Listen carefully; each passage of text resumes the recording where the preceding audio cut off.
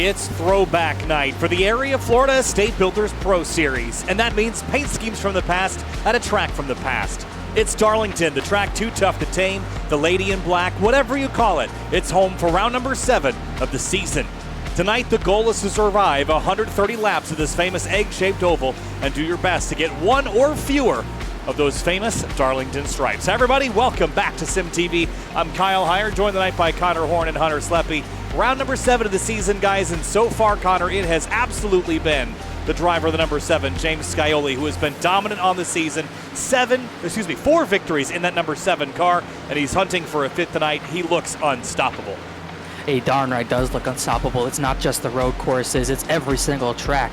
Charlotte, Iowa, now at Darlington, he's at the top of the pylon. He just looks absolutely unbeatable. He already won a race here this week on Tuesday night, and he's ran up front in almost every single race he's ran this season, minus a few he might have been involved in a crash in. That 7 car is so far the driver to beat in 2 of our 3 area series.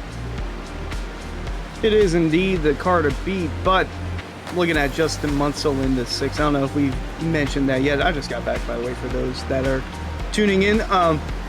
6 car Justin Munsell is a pretty neat throwback to Travis Pastrana. It's weird saying that it's a throwback because of how recent it feels, but that 6 car, he's second in points. He's really been knocking on the door for that first win. I feel like it might come tonight, but although that 7 is pretty fast, I gotta give it to the 6 of Munsell. Early on, going to be my pick to win. Well, we'll talk more about the picks to win in a little while here, Connor, but it is throwback night. Let's have a look at the playoff picture. Again, we mentioned 4 wins for Scioli and Sogak and Cameron Hearn also locked in. Munsell on the outside looking in, Peckner, Therry, and Furness and more. Drivers like Senesac, Fambro still on the outside looking in, but it is throwback tonight, and that means we have a whole bunch of throwback liveries to enjoy here this evening. John Furness, he runs that one basically every week, but there's a whole lot of others that we need to bring attention to. There's the 9. That's a Chase Elliott Xfinity Series scheme, I think back from his championship year. David Weishart is indulging tonight, Connor, as we step through the field. Yep, the Ken Schrader throwback, another Skull Bandit classic paint scheme there, as we'll see him ride tonight. Probably compete for the win. He was the best of the rest last night. And then here we go, another one, Casey Kane throwback. Craziest. It's the one thing that's weird about Throwback Week. We're not going too far back anymore, but still, this paint scheme debuted 11 years ago. Casey Kane, Farmers Insurance throwback. Cameron Hearn not participating tonight, but you know he'll be competing tonight. Also, Shane Theory in the monster scheme he's been running for the last few weeks. And we go to Travis Beckner. That's a throwback to James Hilton. I believe he might have been the oldest driver to ever try to compete in the Daytona 500. As you can tell, it's an old-timey throwback to an old-timey veteran legend driver. Very old indeed, and here's Mason Kane with a Robbie Gordon singular wireless throwback, this time with Black Buffalo on. He's had a pretty solid last couple of weeks, looking to keep it rolling here in Darlington. And then, there was Alex Weaver, but he's in that Busch Light throwback, the one that Kevin Harvick ran a week ago at North Wilkesboro. And then here's Colin Fambro with a throwback to Jeff Gordon's Pepsi scheme, with a shout out to Cosmin Yonishiwu for making that scheme for the 18. It looks really good on that Xfinity car. Yeah, something about those blues. Always loved that paint scheme on Jeff Gordon's car. Anytime it was anything other than the normal flames, whether it was the green, the Nicorette scheme, or this, it looks really, really good. Justin Munsell, you pointed out, Hunter, this Travis Pastrana throwback from 2012, if I recall correctly. And as Connor mentioned, we're not really going that far back. But for me, these are some of the most nostalgic, because this is when I was a kid watching NASCAR. I wasn't watching it in the 70s, 80s, or even the 90s. It was the early to mid-2000s that where I started it, and it was really the 2010s where I started to kind of lock all the paint schemes in the memory bank. And Connor, this one is a striking one. Definitely a striking one. It stuck out on the racetrack when he drove his one and only full-time season in Xfinity. It might have been 2013, but it was definitely around the 12-13 range, and it definitely pops out. The most recognizable scheme, one of the most recognizable schemes tonight. Jordan Martin, another one. Briefly, Matt Kenseth drove it, Crown Royal scheme, but he drove it through a few victories, and he was fast in it, no doubt. The Roush throwbacks are on point. Tom Bourne needs no introduction with another beautiful Greg Biffle throwback, just like he ran one on Tuesday night. Michael Muhammad not participating. Ooh, there's 95 of Spencer Brown. They made contact. That's another good paint scheme, though, as we'll look at the 95 a little bit. And Dom DeLeo down the 22nd. Gak Joe also down in 24th. And Nick Silver. This is an old-timey throwback. I have not done my research on this one. Ooh, is this a very old throwback? This is Tim Flock. says it right over the driver's side window. That is a great looking throwback all the way to the days of yesteryear. Looking great in that number 46. Ryan Swan, I think this is a Mike Bliss throwback. Actually fits the HyperX branding pretty well. As we look down the rest of the field, Garrett Grant not participating. Neither is Side and Fide. Matthew Cochran in the number 4. I believe that's a Paul Menard throwback there, as we get one last look at the last couple of drivers here. The 95 we've mentioned is that Casey Kane. Connor, was it, you say it was a Michigan scheme? Yeah, he ran it at Michigan, a Mountain Dew paint scheme. It looks pretty sporty, no doubt about it. It's a Dermanable wall. That looks like the one car. I feel like I've seen that ram, but I can't put my finger on it. Rick Mast, yes, maybe. Oh, he's got SimTV on the side. I love the old-timey SimTV logo there. There actually is vintage SimTV logos. They don't quite look like that. Just when we started, before I knew how to make something that was even half decent looking. But yeah, a really cool night, and we're going to get to see a lot more of them on track as we go day to night in a 130-lap race. And Connor, we've been treated to some pretty exciting races here this week, Monday night and then into Tuesday, where we saw only one yellow flag despite having lots of opportunities for those yellow flags. I mean, anytime you don't have a yellow come out when you go 4 wide at Darlington, it's pretty hectic. And also, you got to have a lot of good racecraft to do that. And everyone did a great job on Tuesday night, but we got to do the same tonight.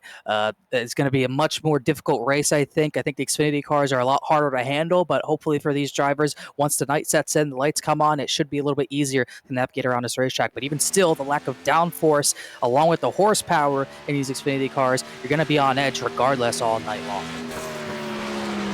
And that will be the 5 of Garrett Grant, looking to be on edge tonight and throwing it back to actually last week's race.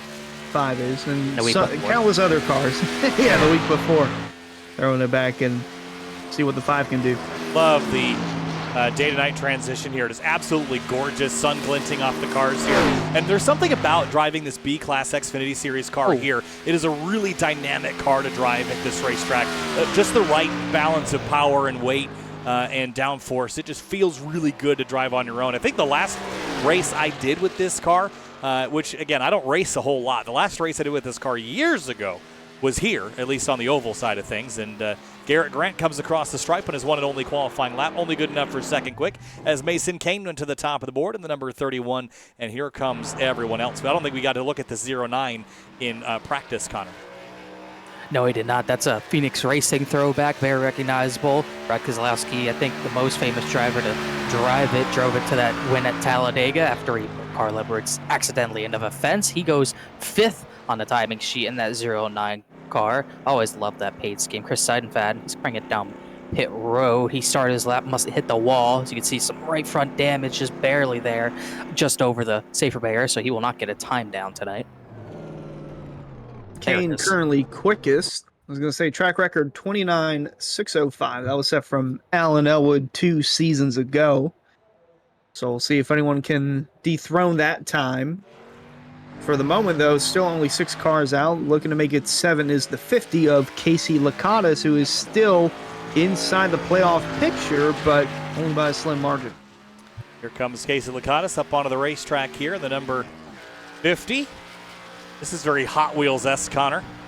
Yeah, it's actually Ryan Newman in the All-Star race. It was a Transformers car, which is what this is based on. So Transformers throwback. Oh, that's throwing it back to when the Cup cars had little downforce. As he slides out. What's on the hood?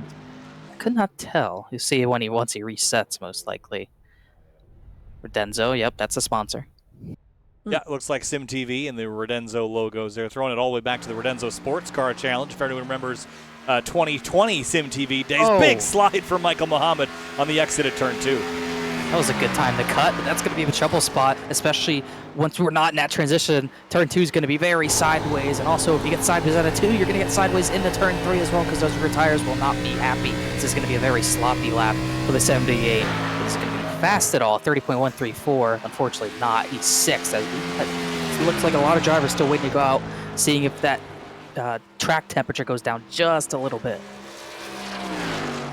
Here's the 2 of Greg Mitch looking to put up a quick time on the board. He's currently stagnant in points right now, 17th quick. He does, however, have a top 5 and a top 10 on the year.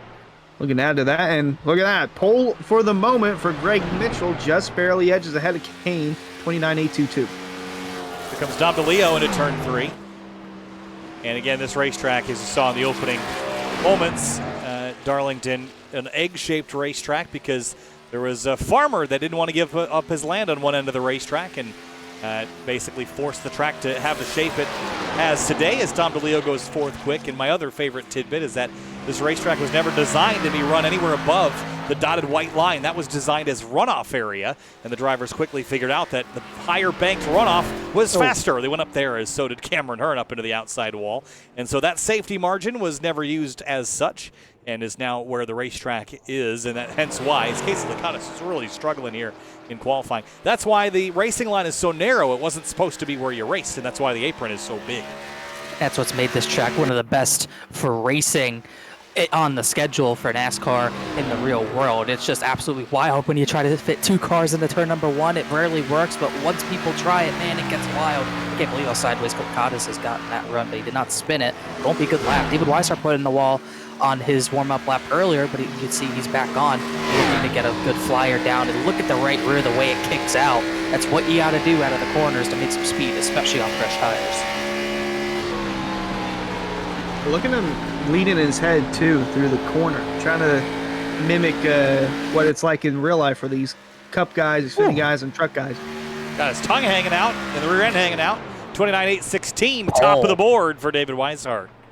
I was about to say, you're hanging your tongue out, you know you're doing something, and you're good flying right there. By 7/1000th of a second, he got Greg Mitchell there, but there's still a lot of heavy hitters to go. Even still, Travis Beckner, the James Hilton throwback we mentioned, he's on a hot lap right now as he sails into turn number 3, running that bottom line. Washes up a little bit. Don't really want to do that if you're putting the time down, but looks like he got a really good run. Cameron Interesting note here. To the top of the board. Sorry, Hunter. It's an interesting note here in the Twitch chat. I believe this is Travis's dad putting it. James Hilton was Travis's granddad's great uncle. Wow. So a little tie there in between the two. And here's the 9 of Brad Slaughter. And this is the paint scheme of Chase Elliott, in which he won his first Xfinity race on this track. Was it his first? Went from. I thought Texas was his first. Oh, this one, I count this one as his first because he went from 6th to 1st in 2 laps to win. By the way, Travis Beckner went to the top of the board, besting Cameron Hearn, so moved to 27 through the pointy end right now, but still lots left to go, including some very quick drivers. Here comes Brad Slaughter Jr. nice and low out of turn number 4. And across the stripe, Brian Swan only 12th quick. Brad Slaughter Jr. 29.736. That's P1 for now. You see the track gets cooler and cooler. The times are getting faster and faster, and that was by a lot, too. That was by over half a tenth. Slaughter went to pole. As we look at Ryan Hart's, I did figure out, wow, it's in the wall, and he is not going to get a time down. He's going to start from the back. And I did find out what this throwback was, Kyle. It's a Kurt Busch 2012 throwback to his Phoenix racing days. Of course. Makes a lot more sense, which is funny because I think he had his most famous outburst at this track in 2012, so probably the reason why he threw back to it. I'm sure he had the same outburst when he hit the wall, but hopefully he doesn't have any of that during the races. Colin Fambrough comes to 3 and 4. This is my favorite just for nostalgia. I was a huge Jeff Gordon fan as a kid, and seeing him rocket to the front at Talladega in the fall was wild. He crosses the line to 29.785, puts him P3. Boy, one driver who I'm looking at, haven't seen yet, it's not Shane Therian, although he's in the wall, the 7 of James Skyley. He's yet to go out, put a lap down. Quite a bit of driver out there. He is right there. Quite a bit of guys that have yet to put a lap down. Only a little more than 2 minutes remaining. Just starting his lap, he will this time through. Off into turn 1 for James Scioli. 4 wins on the season. Handily leading the point standings and has a pretty good jump headed into the playoffs in a couple of weeks. As we approach the playoff picture here, we're not too far away. And just like in the past, Jake Nichols in the Cup Series where he was running away, Scioli is doing that a little bit here as well. So if there's anyone that's got a target on his back, it's Scioli. But the problem is no one's been able to even shoot for the target. He's been so far out in front. Let's see if he can get there. Can he go to the top of the board? Needs a 29.736, and yes, to the top of the board by a couple hundredths of a second. He will go.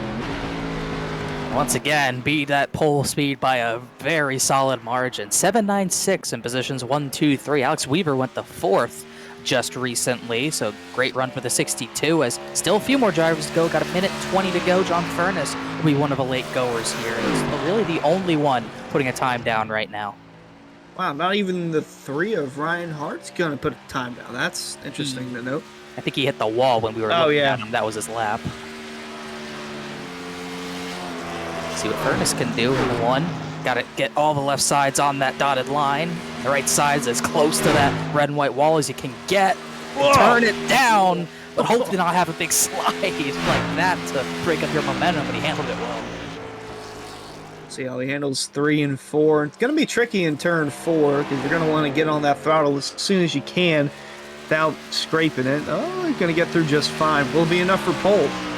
29.866. It is not. It's going to put him down in 15th place. I'm sure he would have liked a little bit better. And Justin Anisogak's in the wall. He was on a quick lap entering turns 1 and 2. And Ryan Dunkelberger on the 26. Nice looking livery on this. Not a throwback, but certainly pretty. He's going to be close if he can get back to the stripe. We're not 15 seconds remaining here in qualifying.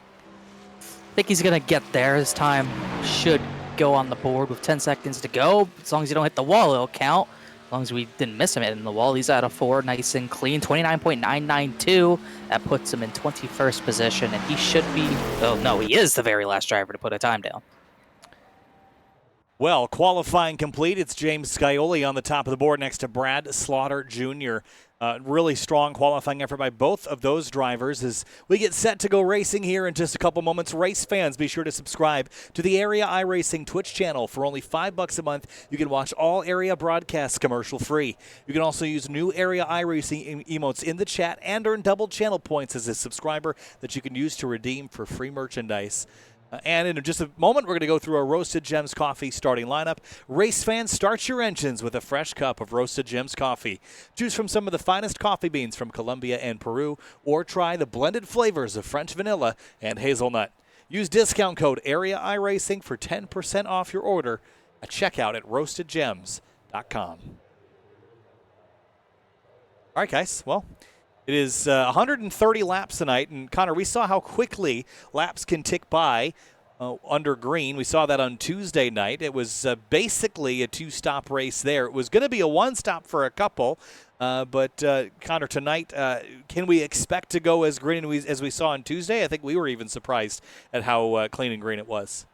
Yeah, we were both definitely surprised, and I think I'd be surprised tonight if we had 1 or less yellow. I think these cars are a lot harder to drive than the trucks, a lot harder to race someone side by side in a turn 1 and at a turn 2 side by side. These Xfinity cars are a completely different beast. I know we have a lot of similar drivers, but the cars and trucks, Xfinity and trucks, they're not similar. So I would love to see it go clean and green. This is one of the most fun tracks to drive the Xfinity cars at and watch racing at, but these drivers are going to have to be very on edge, for no doubt about it, and they got to be on their toes to have another race like we had Tuesday night. Indeed, and I was going to say Season 3 last season, this race had 9 yellows, so I'm not too optimistic that we'll see some clean and green, although it has happened in the past. Not sure if that'll be the case tonight, seeing how the race played a season ago. And in last season's race, there was a late race caution, so we might get a green-white checker at the very end, Kyle, but not 100% sure. All I know is that tonight's racing is going to be pretty fun to watch. And it has been fun. And Darlington's one of those old-school tracks that absolutely punishes you for making a mistake. But it also gives you the opportunity to save it if you know what you're doing behind the wheel. You can make a mistake and slam the wall, or if you don't overcorrect, you can find yourself sliding down the banking. You get a chance to save it. So it's a track that can giveth and a track that can taketh away. But all I know is that it's been entertaining here this week. We just await the starting grid here in just a couple of minutes to get us started for round number 7 of the Area Pro Series. Now, in terms of where we're headed on the schedule, next up, we're going to have a couple weeks off, but we will return with action for the Pro Series from Pocono on June 15th. Followed by Atlanta, and then we go back road racing at Elkhart Lakes Road America. Then Indianapolis, Talladega, Chicago, before Auto Club Las Vegas, Richmond, and Homestead wrap up the season. So counting down the days to the playoffs, Connor, and we're getting closer than ever. Yeah, I'm scared. The only track I'm scared to go to is Atlanta. We saw some cars go flying there last year, so that's going to be pretty wild for sure. I'm hoping I'm not the one flying this season, but yeah, getting closer to the playoffs in all 3 series, and some battles for the top spot and for the cut line are closer than others. Obviously, right now, I would say in this series we're covering tonight, it's not really too close, I would say. I think it's a 5-point gap, Licata to Fambro, but other than that, there's a lot of drivers below the cut line here, and if there's going to be any track where things can get shaken up, it is tonight at Darlington, because you can see a lot of some of the fastest guys get into trouble here. It's very early to do so. We saw it in real life, and we've seen it in area in the past at Darlington, so this is a track where you have to be on your A game, no mistakes. And no Dancy Ricky Springer tonight for those wondering. Boo. We get a look at some of the drivers who have given us their in-camera setup, in studio setup. Still not sure how this is, but face cam, if you will. And one of those you saw, David Weissart, looking to continue momentum swinging in his direction, not too far outside of the cutoff line. Him, Senesac, Kane, Garrett Grant, they've been big movers throughout the season, and just the last few weeks, Senesac, Kane, and Grant each moved up 6 spots in the points from the last race, so they're looking to keep their momentum rolling into the Lady in Black. Too tough to tame Darlington. As I said and earlier, there's a little vape. Yep. He was rejuicing that sucker a minute ago, and I was trying to get that on camera, but I missed it. He's ready to rip tonight. He better be. Maybe leave that 007 cloud of smoke. Everyone can't get through it. There it is. I have those same gloves. Finney and I both got those gloves a handful of years ago. And we were waiting for Paul Urban to get a chance to jump back in because he had lost connection to the server. Didn't know if he got in or not, but that was what the holdup was. And Connor, that's unfortunate. Yeah, he did not get in. Depending on if he starts just for the session, he might still be able to get in. As a matter of fact, he literally just connected. So 2 minutes, always 2 minutes to grid in area series. So he might have a chance to get in after all. And we should have all 35 of us, not me, I'm not racing. All 35 of the drivers tonight should get on track.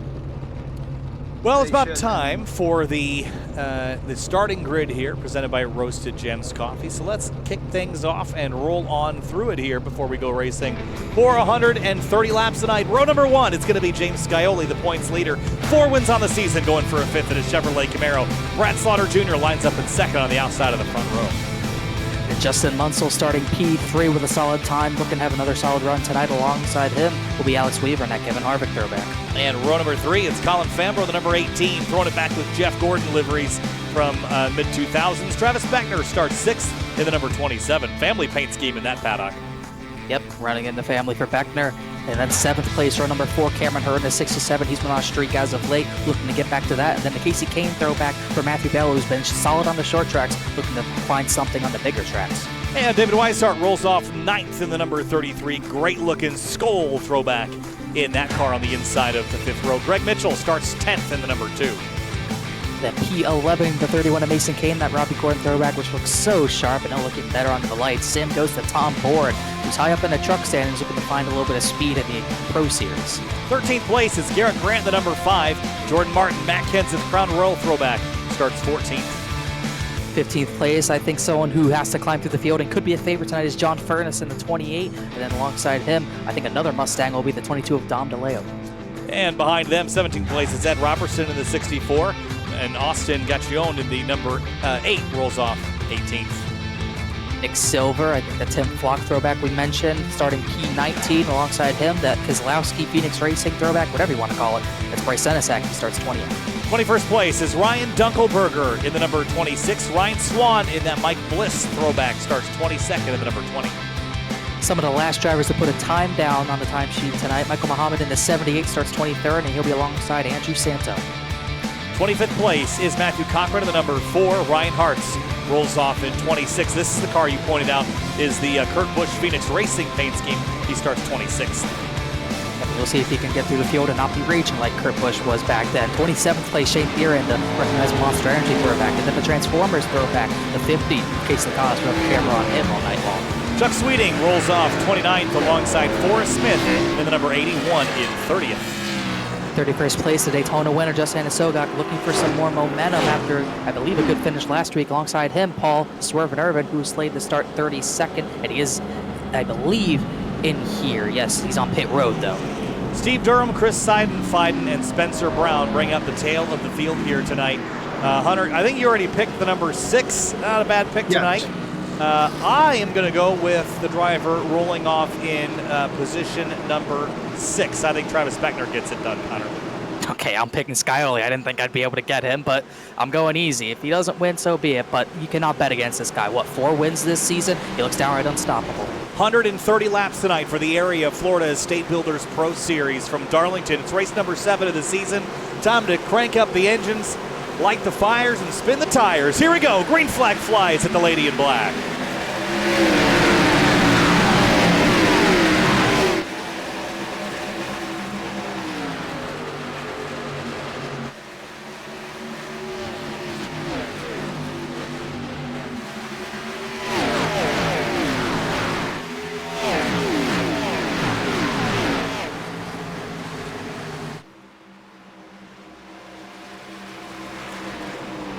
Side by side for the lead and for 5th place. They come out of turn 4, and it's Scioli leading over Slaughter.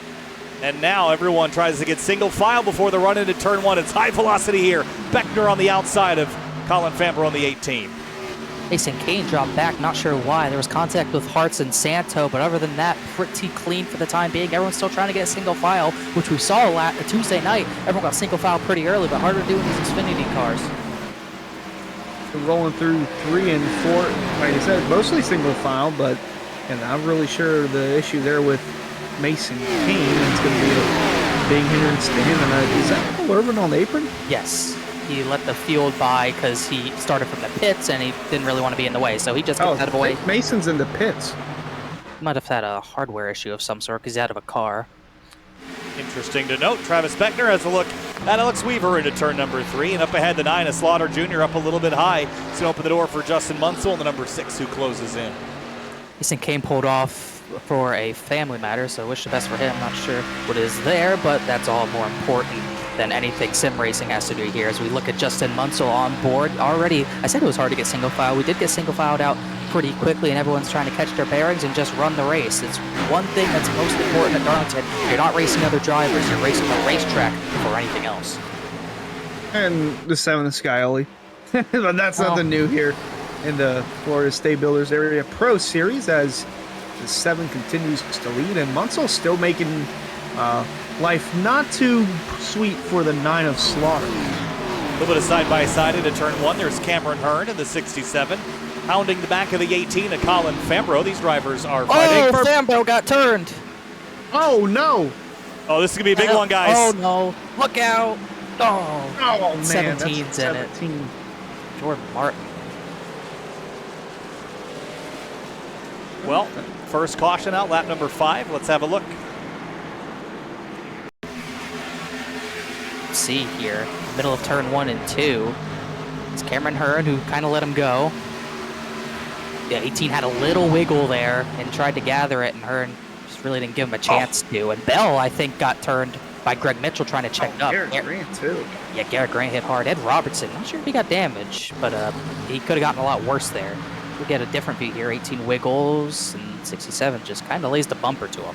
Oh, that 43 just had absolutely nowhere to go. The 5 of Garrett Grant in there as well. Then the 17 gets trapped. Nothing he really could have done to miss that, unfortunately. Yeah, not wrong there, as a lot of drivers are going to come down to pit road. Most of the drivers who will come down are just going to look to repair damage. Hearn's going to come down. He's probably anticipating getting the EOL for that, but a lot of destroyed cars that were at the front. Greg Mitchell, Garrett Grant, Tom Bourne pits. He got through there cleanly, however. Ed Robertson, actually, compared to what I thought he was going to have, looks okay, but majority of the front runners stay out. Let's see, how many of those are actually pitting? Seems like a good bit, even though we've only got 5-6 laps on a set of tires. Well, the tires wear out pretty quick. We saw that on Tuesday, but I think maybe is there also a potential to get yourself into a one-stop window here? I mean, maybe, but I don't know if I would be committing to that strategy this early in the race. I'm expecting 2 stops. So we could barely go 65, 70 laps on a tank in a cup car. Same thing I said on Tuesday night, how the tanks are bigger, but it plays a bigger factor here because instead of trying to go 60 to halfway, it's 65. So I don't think we'll see 1 stops happen, but just never know. That'll be a fun thing to tell if we have a green flag run on this next stint. If the 7-lap difference on tires is that big of an advantage. Yeah, we'll find out. I mean, that's the beauty of doing this early in the race, is you have that opportunity to test things out and see if the tires are worth it. If we get 8 laps to go, guys, and this strategy works out, they'll know what to do when the time comes. You also got to have a set at your disposal if we get a yellow after a decent run with 8 laps to go. We saw pit strategy with all the yellows we saw last season. We saw a lot of strategies come into play. I can't remember if it was Cameron Hearn or Alan Elwood. They pit from the lead after not a long run, and they could never really recover from that because we kept getting yellow after yellow, had the green-white checkered, even had a wreck on the white flag that threw a lot of things out of proportion. It was a wild one last season, and who knows, we could be in for the same tonight after getting a yellow just 6 laps in. Yeah, and interesting to note with that last restart, or second to last restart in that race, it was actually Hearn who was in a position to win and then botched it. And that led to Scioli winning, only leading 68 laps in. But there is Fambro and there's Matthew Bell. Both those drivers are going to try and get their races back in the right direction. But I don't know. I still feel like the 6 of Munsell, I feel like he'll have a better car in the long run. And that sounds impossible to say with the 7 of Scioli being in the lead. But I feel like that 6 is going to have something for the 7 if we have a long run. I think the possibility is there. I think you get the car spread out, and they did spread out pretty nicely there. That contact was front to rear after a couple laps of established racing, nose to tail. So I think the potential for a long green flag run is there. So maybe everyone's just getting themselves set up for that. And 6 laps certainly will make a difference, but maybe they're just expecting it to be green from here. But I just don't know if you could know that at this stage of the race. But sun is setting. What a gorgeous night it is. The virtual Darlington, South Carolina. And a couple drivers coming back down to pit lane. Casey Licata, Steve Durham, Spencer Brown. Reed topping off potentially before getting racked up and stacked up to go again. No reason not to. Gives you 8 laps over the guys who hadn't pit at the very least. So if you're at the back, there's no reason not to do that as we get ready to go green. Scioli does take the outside, probably just trying to keep Brad Slaughter Jr.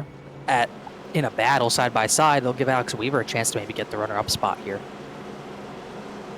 So Robertson's the first one on 4 tires. There's a lot of guys who looked like they topped off on fuel, but some did take 4, and Robertson's one of them. I'm going to keep my eye on him and see how much ground he's making up.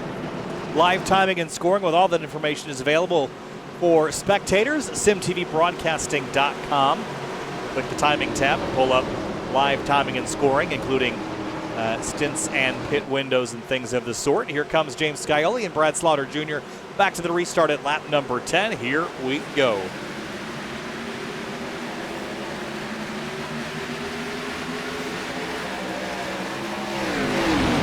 Another car on the AP. Bergen, I think.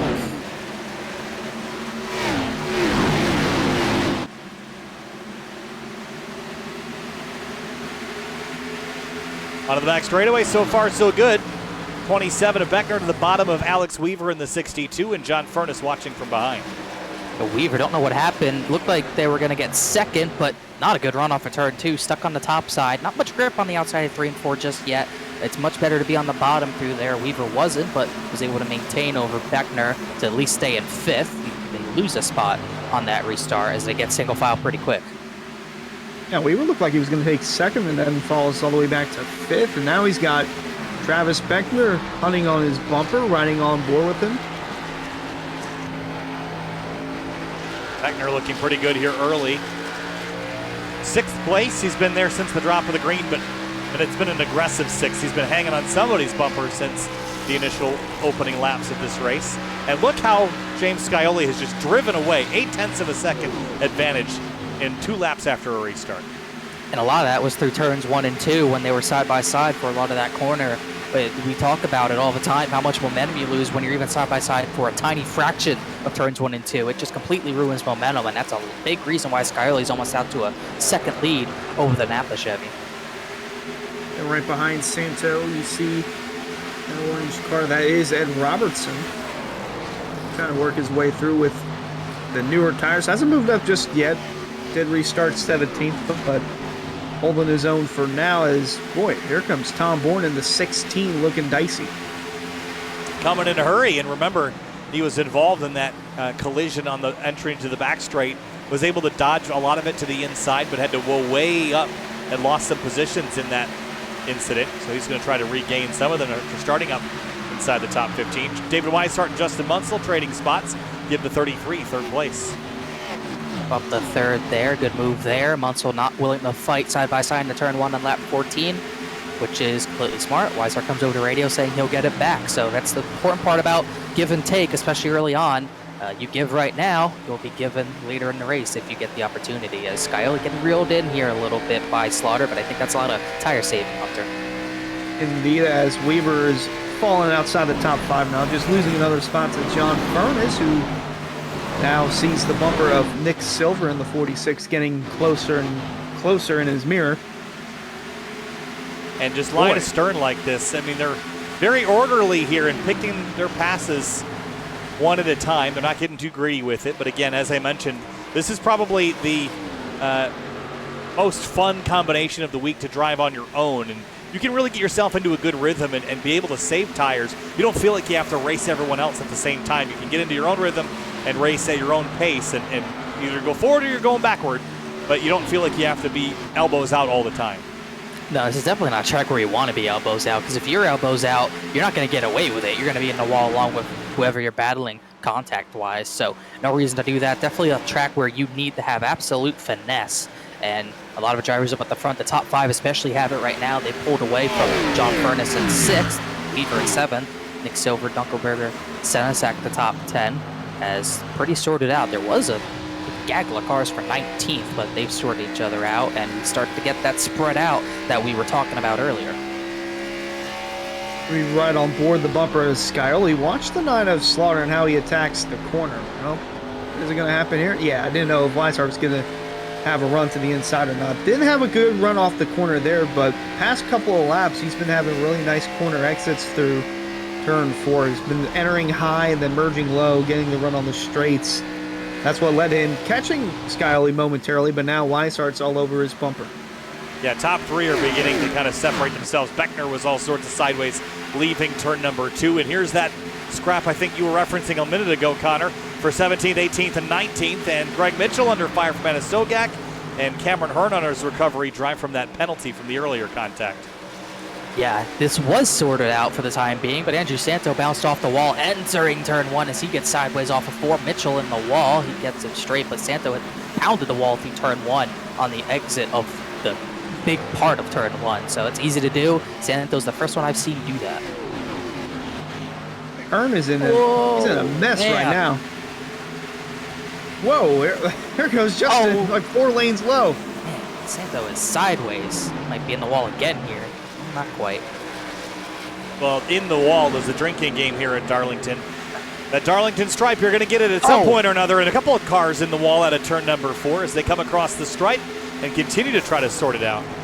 Yeah, Santo's going to fall here if he keeps walling it like that, and he's still not done. He's got 4 more drivers behind him, sweeping side and for Smith. Martin Truex back for Smith. We didn't talk about that in case Licata's there as well. So in a very tough spot, he's got to be careful. Well, Weishart has now taken over seconds. We ride on board Shane Therian in the 38 car, looking behind Michael Muhammad. Muhammad's actually going to give him the outside heading into the turn. It's not going to be enough. I think Therian thought better of it. Ooh, lifted the throttle there after thinking about sticking the nose in on the outside, but you're really at the whim of the driver underneath you when you do that, Connor, and as much as you want that outside lane to carry momentum, you don't want to get squeezed up there if the driver underneath makes a mistake. So Shane's going to drop to the inside, which is the easier place to feel comfortable making a pass, and it's going to hold up the 78 a bit more as Anasogak slides to the inside. He got a piece of the apron in turn 4, and he really slid the tires there. That lets Greg Mitchell to the top. Too wide in turn 1. Haven't seen much of it. Got to be careful. Mitchell did a great job keeping the momentum and clears the 88 back as Michael Muhammad is able to maintain 17th place for now, as very sideways off the corner. A few battles forming here and there. Ed Robertson, I believe he's on new tires, yes, and he's getting by Austin Gacchone. I'll show you Andrew Santo still really struggling with that 10 machine.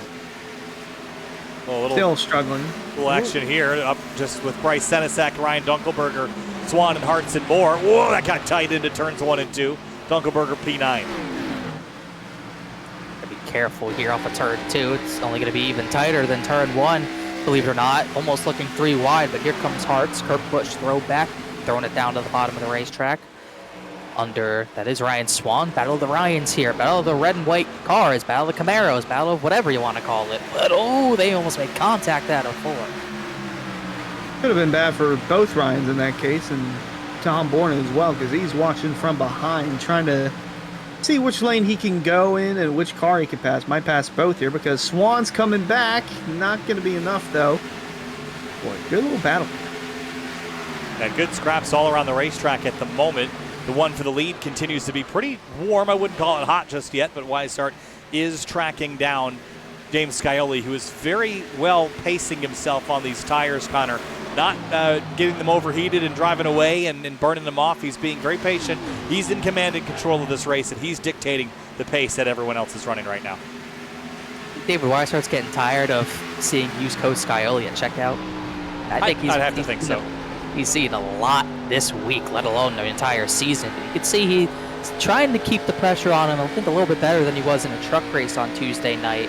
Getting a little bit more clean air on the left front, getting a little lower than Scioli, which is helping him out as these two start to, I wouldn't say they start to gap Brad Slaughter Jr., but Slaughter has dropped a little bit. I'd say these three have definitely put a tiny gap on Justin Munsell at the very least, as the top 8 are very spread out.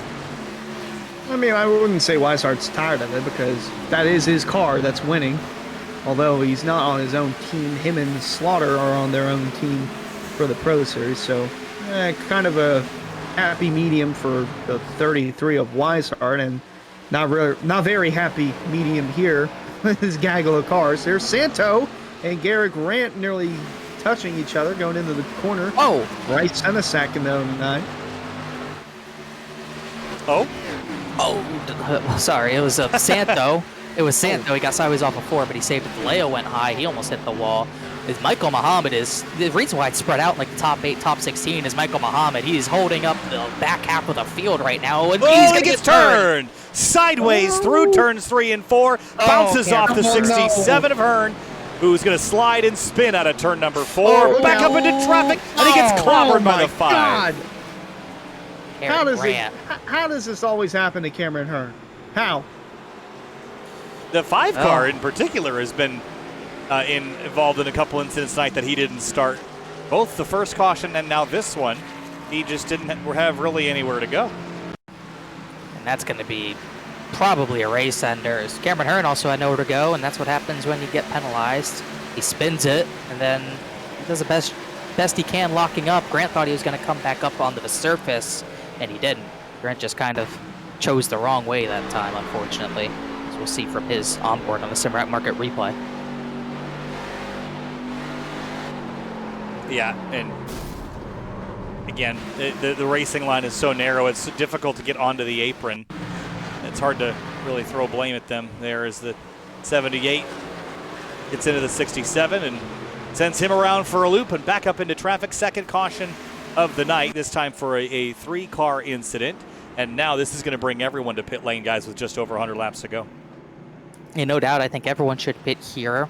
And it's unfortunate for the ones who did take tires on the early yellow because they'll be most likely down a set. Mason Kane's back on track, notably, so good to see. He had a family matter to attend to, so looks like that's all sorted out. Forrest Smith will stay out. We'll see if that's just to lead a lap, though, as he is on an island, so would not stay out, actually, if I were him, as we'll see if we get any shakers here on the pit stop. I don't think we see anyone take 2 just yet, but boy, that is that's a killer there for the 67 of Hearn. Well, pit stop's underway. Looks like rights and left sides for the majority of the field here. 28 of Furness is rolling. Is he going to pick up any spots? The 33 going to beat the 9 out, and not quite the 7, as Munsell and Brad Slaughter Jr. trade spots 6th and 7th. The field will get re-racked and restacked. Restart here in just a couple moments. We've seen some Simrat Market replays for the incidents early on in this race. Race fans, be sure to visit simrapmarket.com for custom iRacing paint scheme templates that are simple to use and help you stay more focused on the racetrack. simrapmarket.com. Comes Forrest Smith down pit lane. He did not get the lap led, so, and he will not this time because here comes Scioli. There would be notably no EOL there. Simply racing incident, I believe they will call it. Yeah, that was just a tough scenario all around, I think. So it's going to reset us with just under 100 laps to go, 30 laps complete. And, you know, we're getting into these pretty reasonable length green flag runs, and the question becomes how much is James Scioli saving? Connor, I think he's saving a ton leading this race. We saw how quickly he can sprint out away from the field, and then he comes right back into the clutches, and I don't think it's him getting run back down. I think he's very cleverly saving tire so that he's got something left at the end of the run. By the way, we do have people staying out, Matthew Cochran and Paul Irvin, so just make sure we note that before we go anywhere. But yes, I believe you're right. I think Scioli's doing just enough of what he needs to do. He doesn't need to get a big lead. He doesn't need to go out in front and just absolutely demolish everyone tonight, especially with how the tires are going to wear tonight. What he has to do is just maintain the lead. Simple as that. 33, whoever it is, the 33, the 9, anyone can catch him if he wants them to. So Brad's coming. Is he coming back down pit road? no, he's just on the apron. But he's just toying with me. yes, he's making fun of you. Why would you think I would pit? But yeah, all Scioli's got to do is keep the lead. Weishart and Slaughter can lay on his bumper, but passing is so hard here. They're not going to put their cars at risk just to get the lead away from Scioli aggressively. So all James really needs to do is control the pace. It's his race to control right now. Well, the drivers that were staying out, they did hit pit lane, Matthew Cochran and Paul Irvin. That will promote James Scioli back to the lead, and he will end up on the outside line. David Weishart will be alongside him once again. Then it's Justin Munsell, Brad Slaughter Jr., Travis Beckner, Furness Weaver, Hart Senesac, and Tom Bourne. Rest of your top 10.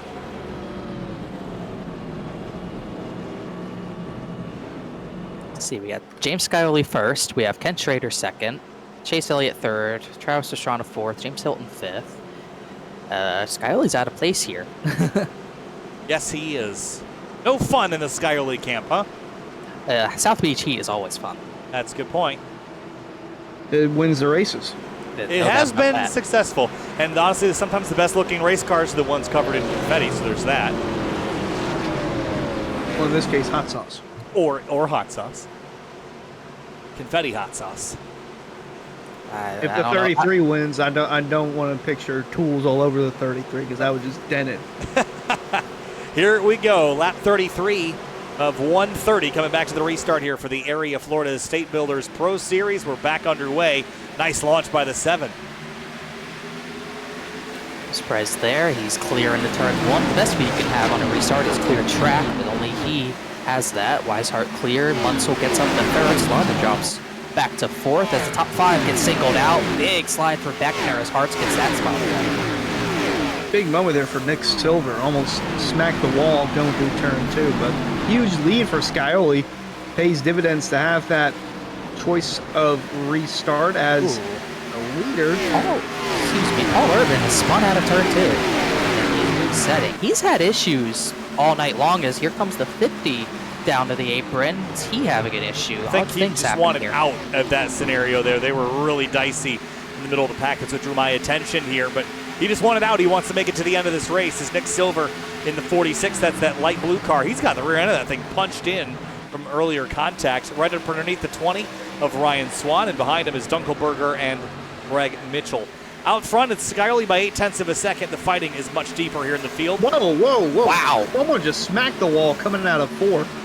Is that Muhammad or Matthew Bell? I think it was Muhammad. Back and have a look. Oh, Dom DeLeo spinning out of 4. He just hit the inside wall hard, and he got hit again by Steve Durham, and Mason Kane's involved. Oh, and Kane's going to hit the wall, too. Well, we're going to go back and look at that contact out Muhammad. of 4, but we did not get the opportunity. Here's a look at it. Man, that's a wild sequence. My goodness. Let's see where this starts. Muhammad hit the wall at a 4. That's already done.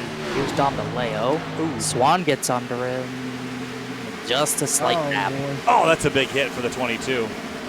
But then Durham, wow. He got shot up into Durham. Durham shot into Kane. Muhammad comes back and just kind of runs through him. Now, I want to see what happened to Muhammad out of turn 4 that drew so much attention. Was this in 3 and 4 the previous lap? Yes, so yes, should be this time. Right here, you see the wobble and pow right into the wall there. Yeah, big hit there. Steve Durham is up ahead. So we'll see what he sees Muhammad does. Here's the crash out of 2. He lifts, trying to figure out which way do you go. The car's just kind of spiraling every direction. And Then he blinks. Then he blinks and comes back, and by then too late. So tough one there. I've been watching Steve Durham go down the back straightaway. It's the one car's looking worse for wear. He hit the wall out of 2. It's steer. He's crab walking. Yeah, it's not going to steer looking like that. So I've seen this happen in real life a couple of times, but most recently in the Toyota GR Cup North America race, in race 2 at Circuit of the Americas I was calling last weekend, there was contact with the points leader as they came around that uphill right-hander at turn 8. The inside driver slipped on the paint, hit him in the right rear, and he drove a car basically looking like this all the way back up to second place in that last race. It was pretty wild to watch. Thing crabbing down the straightaway. Just had the whole rear end knocked sideways. But it was still raceable. This one, though, I think is not going to be as successful.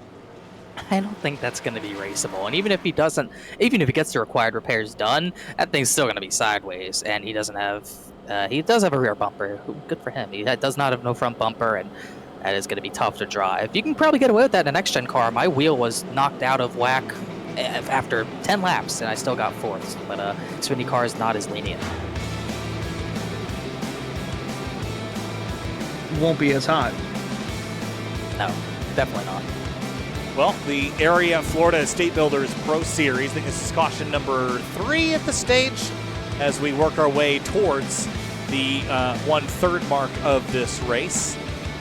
As James Scioli has been the dominant force in this race, perhaps no one's surprised. He's been the dominant driver in the series standings as well. Here's another look at those coming into the night. Here was the playoff picture. Scioli, 4 wins, and Sogak and Hearn each have 1.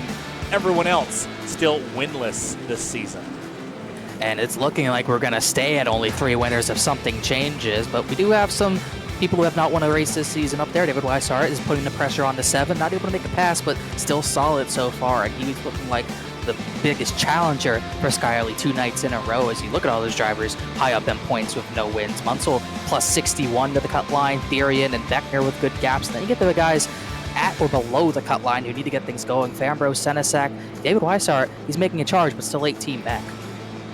And Paul Irvin and Casey Lacatas both having issues tonight, both at 5 points plus to the cutoff line.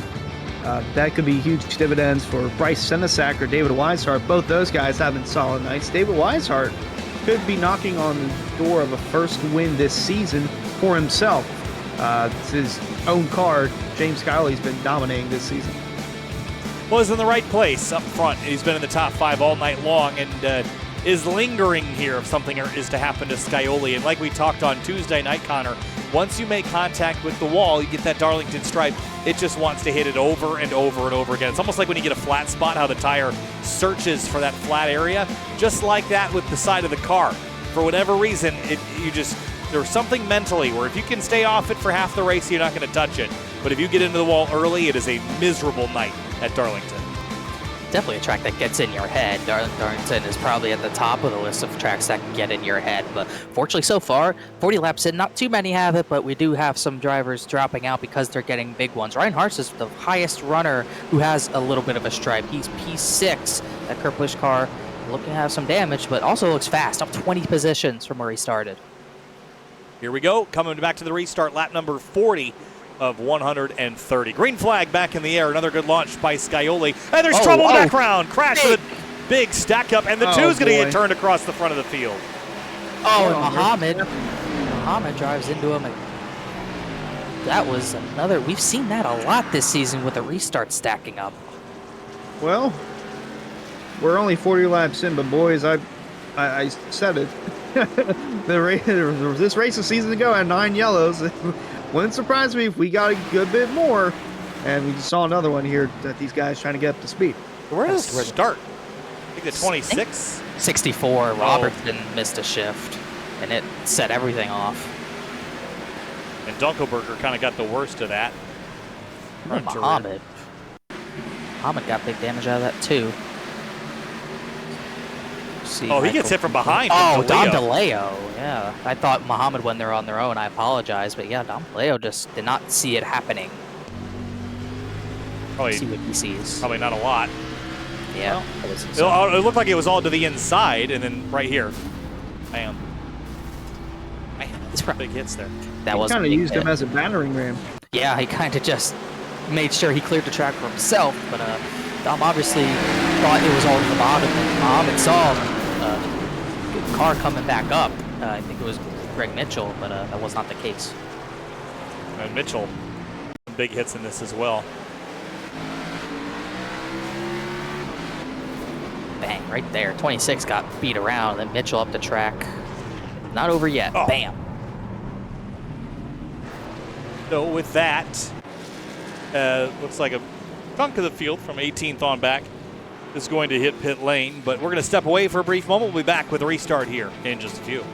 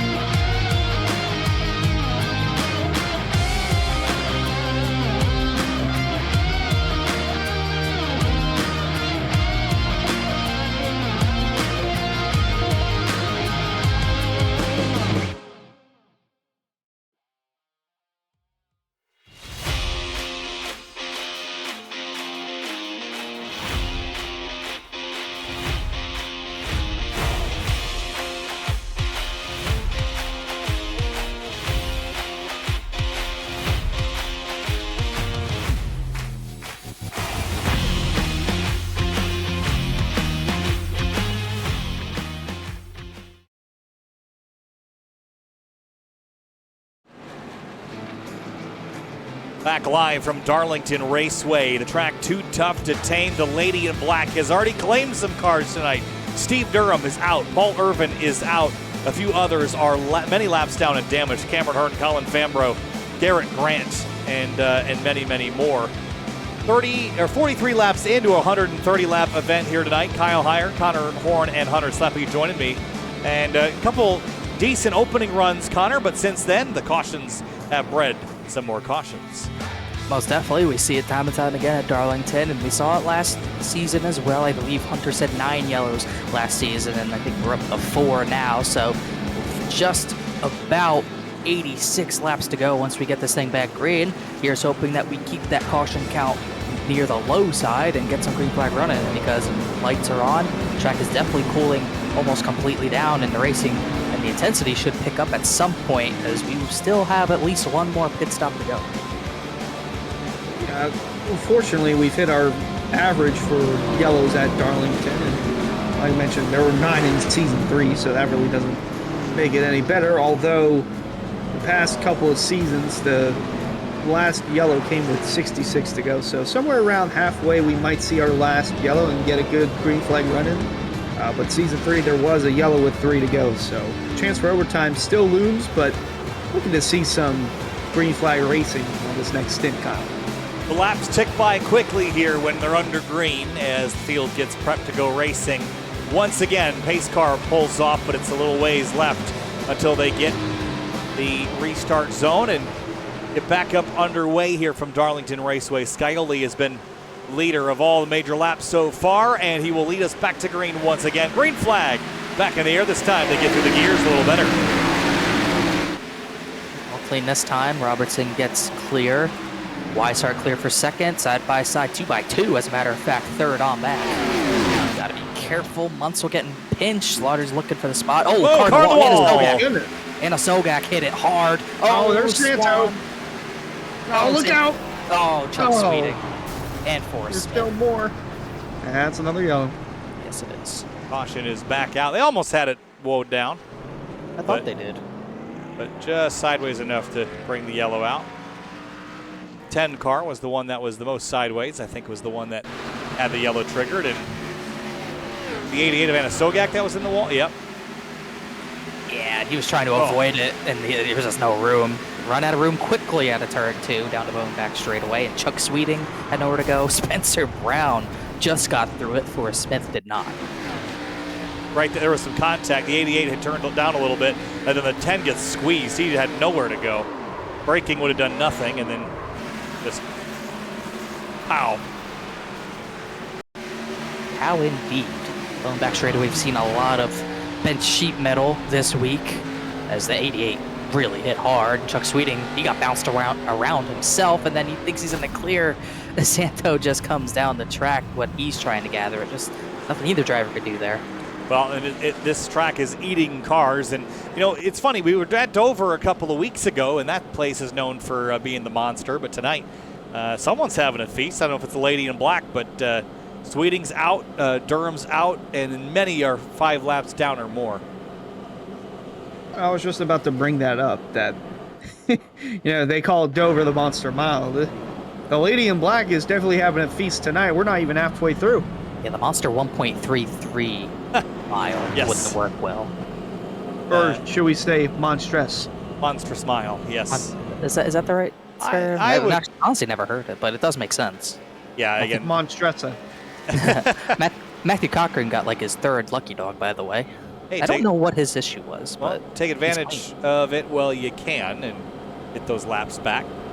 As Hunter mentioned, it's likely that we'll get to a certain stage and get a lot more green flag running. As it stands, everyone from 27th on down, save for 3 or 4 cars that are, I mean, Fambro and Mason Kane are 21 laps down and still running, because they know if they keep running, they're going to get at least 3 or 4 spots, and likely more for the drivers that get some damage and kind of throw in the towel. So that's what keeps those way many lap down cars running. Otherwise, only 25 cars on the lead lap after starting with 35.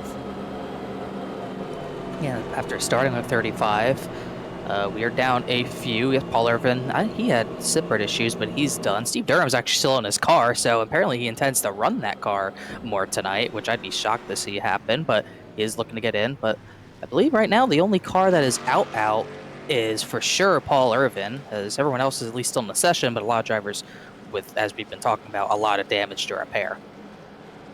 Well, I'm going through looking at the season so far for the Pro Series, and the most yellows in a race was at Iowa with 10 cautions, and we're already halfway through that. Tonight we've just reached our 5th yellow, and again, we're not halfway yet, but still hoping that we'll see some green flag racing. Maybe on this next stint, Kyle. I think this one's the one. Yeah, I hope so. And their races seem to take one of 2 trajectories when they're going to have a bunch of yellows. It's either they happen all at the beginning, and then you slowly, as you lose cars, they kind of cleans up to the point of green all the way to the end. Or you get a race that's relatively green, and then you get one of those late race yellows that bunches everyone back up, and then they just can't stop running into each other for 10 laps until the checkers. I think we're kind of on that first trajectory. Darlington doesn't seem to be a place where late race yellows are all that popular. It seems like once you get green, you just go green for a while. Well, they're not that apparent because no one really wants to have a late race restart at Darlington. There's not a lot of room to begin with. And when you get a bunch of aggressive drivers on a late race, NASCAR restart, green, white checker, whatever it would be, you know chaos is coming. So everyone wants to keep it straight because you do not want to have to go 2-3 wide through these corners at Darlington. There's no room for it. You know you're probably going to be one of the many drivers who get caught up in a crash, and we saw that last season with the last lap crash, which I forget who it was who got put in the wall from second. It might have been Senesac, but I don't know if I'm correct on that. And it created a whole mess. I think the 28 was on his lid after it was all said and done. That could very easily happen. That's why a lot of people don't want late race yellows here, especially.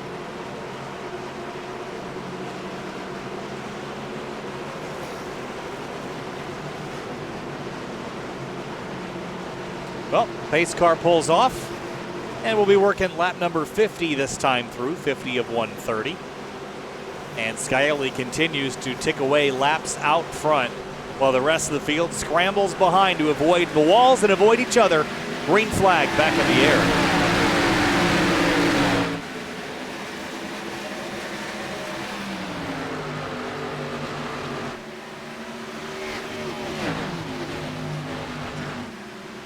Oh, big slide by John Furness, turns left On corner exit, car on the wall in the background. It's the 95 of Spencer Brown who bails to the apron.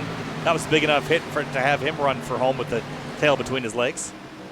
Yeah, that was a huge hit. He'll just, I assume, bring it down the pit road. Yes, he does. I think he should be good to continue, but we'll see what he chooses to do as, once again, once we do get a one lap under our belts, we get single file pretty quickly as, in fact, it's almost completely single file all the way up to the leader. Good sight to see for those, especially Scioli, 0.3 of a second lead over to 33 of Weishart. But there's Tom Bourne in the 16, still knocking on the door of the top 10, trying to mount a charge back inside. And he narrowly avoided a big incident in the first yellow of the night. So he's kind of on a recovery drive, was as low as 19th at one stage in this race.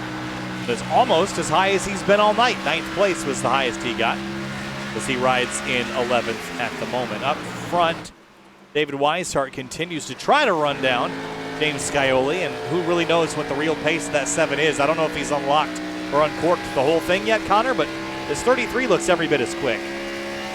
Yeah, I don't think the 7's showing much yet, but who knows what Weishart's really showing. We really won't know until we get near the end of a race. If we get there under green flag conditions, Seidenfaden's in the wall in 1, but he keeps it straight. But Weishart continuing to just keep it nice and smooth, just making sure James Scioli knows that he is there and with him and following him at every moment. Forrest Smith, boy, he's had quite an interesting night. But he's still inside the top 20, surprisingly. 19th on the track, still keeping it competitive, still has speed underneath that 81. And Nick Silver also near in the top 10. He's had a couple of big moments tonight as well. You can see the back of the car is caved in a little bit. Whoa, slide out of turn 2. Oh, wow. Seidenfaden again, out of control this run so far. Forrest Smith avoids. Have a look. Like Chris sideways. Sheesh. You'll be here, well, not all week. You'll be back Monday, probably. Right well, there. No, not next week. Chased it all the way down the 8 lanes of runoff on the inside lane. And he'll carry on in 19th place, but that'll wake you up, guys. That'll make sure you're up on your counter steer. Yeah, it's getting a little bit late. You got to make sure you are on your toes to make that save, and Chris definitely did a good job. Or I guess Chris sideways is happy that he made that save. And sideways and fighting. If you're not going down fighting, are you really racing car driver? You ain't flipping, you ain't trying. That was Furnace last season. Spencer Brown back on track.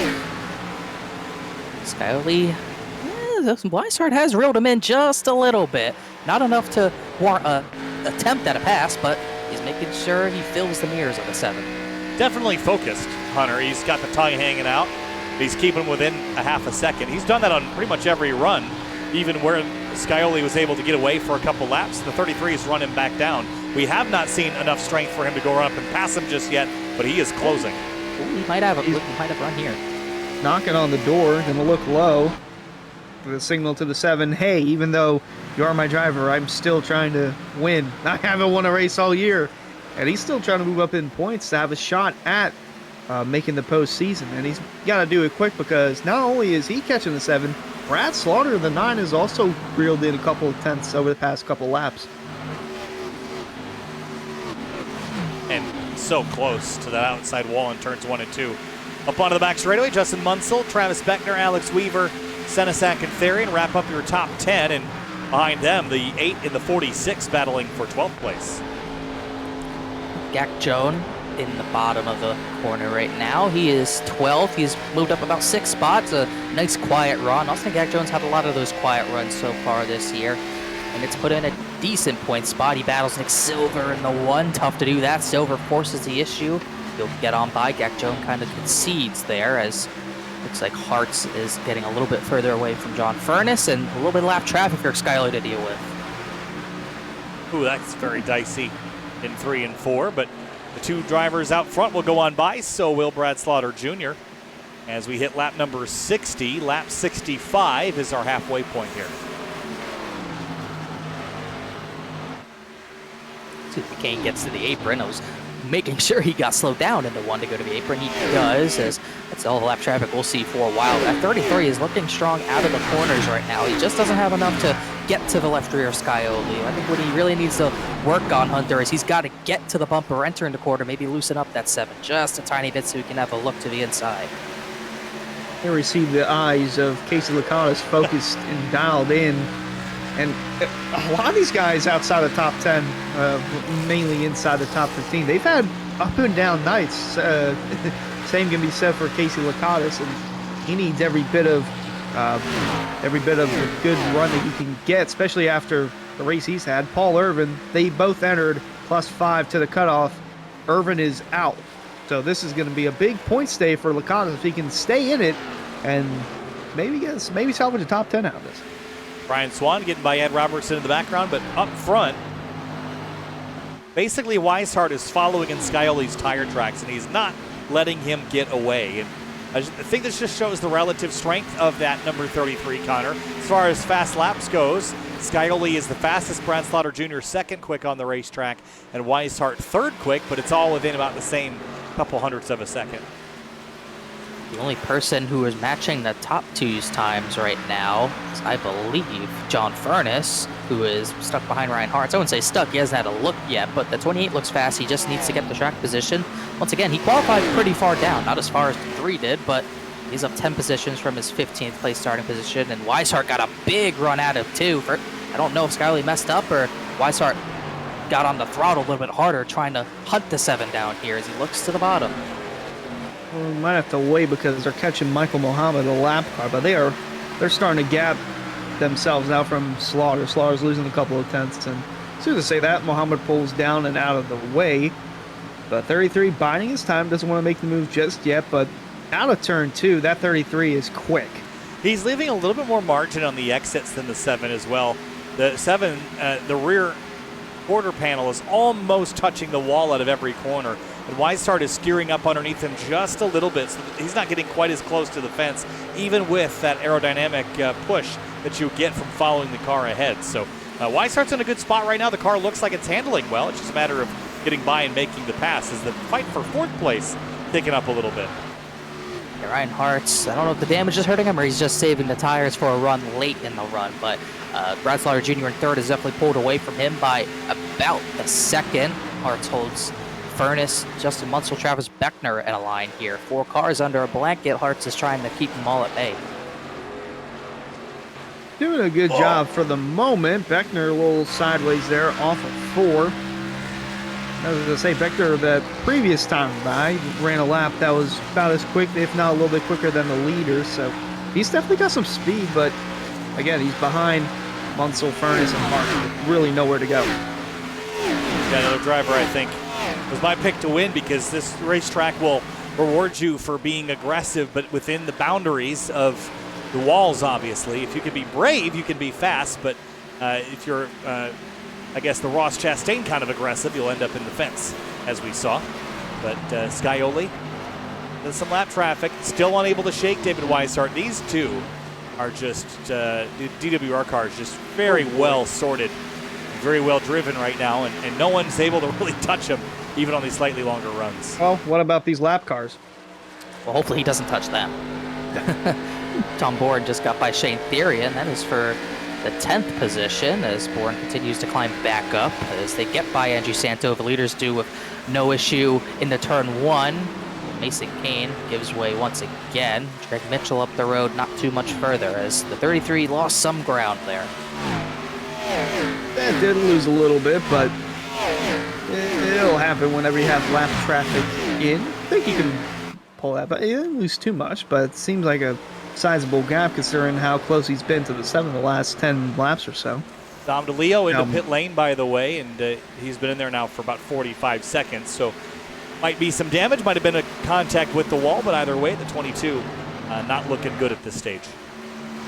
Yeah, he had damage. He had been, I believe, lapped, and, well, actually, he was getting ready to be lapped, and he decided to just bring it in. Could be him calling it a night.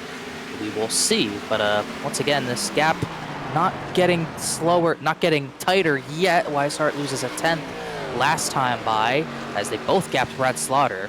as he's still got a gap on Ryan Hartz, although that gap is actually coming down as Furness got really close to Santo and it gave Munsell a run, but that right now is Austin Gacjone and Ryan Swan.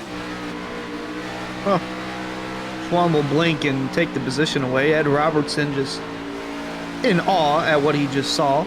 Oh, Santo just slammed the wall on the outside of Beckner, but he keeps it straight. That was a wild hit. Here's what it looked like out of turn number 2. Oh, yeah. Just miscalculated. You see the steering wheel even jerk out of his hands with how hard he hit there, but did keep the car straight to his credit, and that thing is looking pretty sick. And you lose the because he's lost both bumpers. I'm wondering if you can lose both doors. Well, they should be able to. If he's going to lose doors, if anyone's going to lose doors, it'll be him. He's pounded the wall pretty hard a couple of times. And with all that, Scioli has put another couple tenths of a second on David Weishart. The gap is now half a second. Brad Slaughter Jr. third, then Hartz, Furness fourth and fifth, then Munsell, Beckner, Weaver, Senesac, and Tom Bourne. One of my favorite throwbacks tonight in that back in the Post-it note and 3M 16 car. Yeah, it is a beautiful one for sure. I believe the National Guard was on that 16. Oh, right. That's National also Guard, Post-it. He had a lot of sponsors back then. But yeah, definitely one of the best in show. No official competition this season, but we could definitely still point out our favorites. And I think that's all one of our favorites for sure. I'd have to say that yeah, that's one of my favorites as well.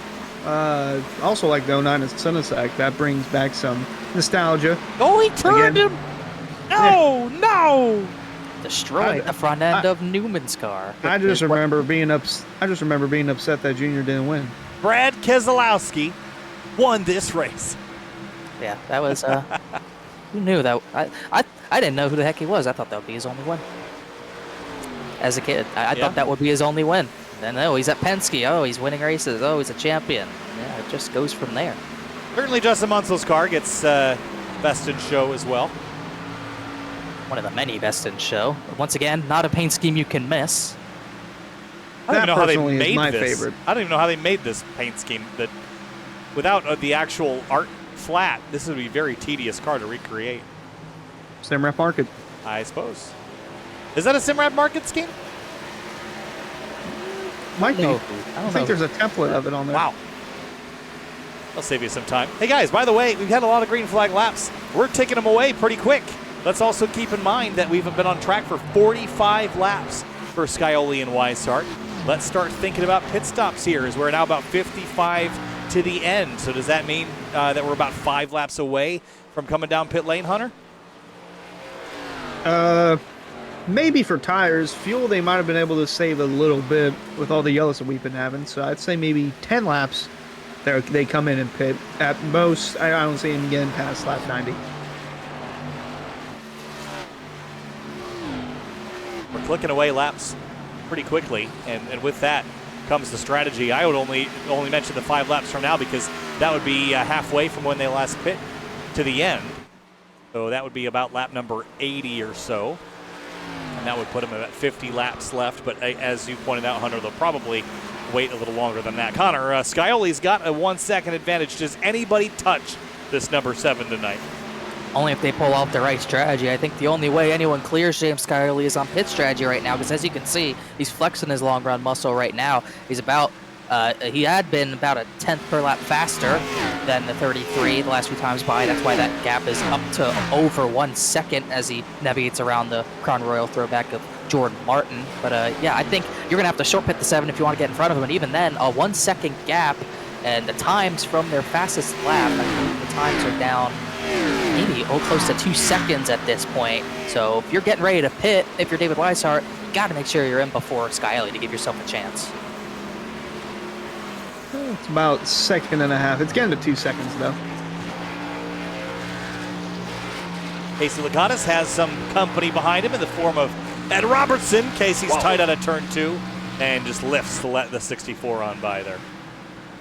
I wonder if he's got his camera on his eyes just so we can't see the curse words he's saying. He's trying to keep it PG for us, I think. Casey. There are lip readers out there. Casey came to Chicago one time. Whoa, what is Tom Bourne doing? Hello, Tom Bourne was all the way on the inside wall. He really dropped off. He had a moment. Oh, he Oh, definitely, yeah. I think, wow. Big save there out of 4 that time. I was going to mention Casey Lakatos came to Chicago one time to buy a GPU from me, and he brought me some Wisconsin Kringle. And if you don't know what Wisconsin Kringle is, your life is not as good as it could be. It is a very sweet treat, and it's great refrigerated. It's great warmed up. Just a big old pastry, and he brought me many types of them, and they are very large and they are very delicious. And I miss Wisconsin Kringle. I thought that was a slang word for cheese. They got that too. That's what I was going to do on my birthday, guys. When I got sick on my birthday as we watched this battle for third. I was going to drive up to Wisconsin because it's like 45 minutes away, get myself some Spotted Cow beer and some Wisconsin cheese and some cheese curds, and then I got sick and couldn't go, and I still have not yet done that.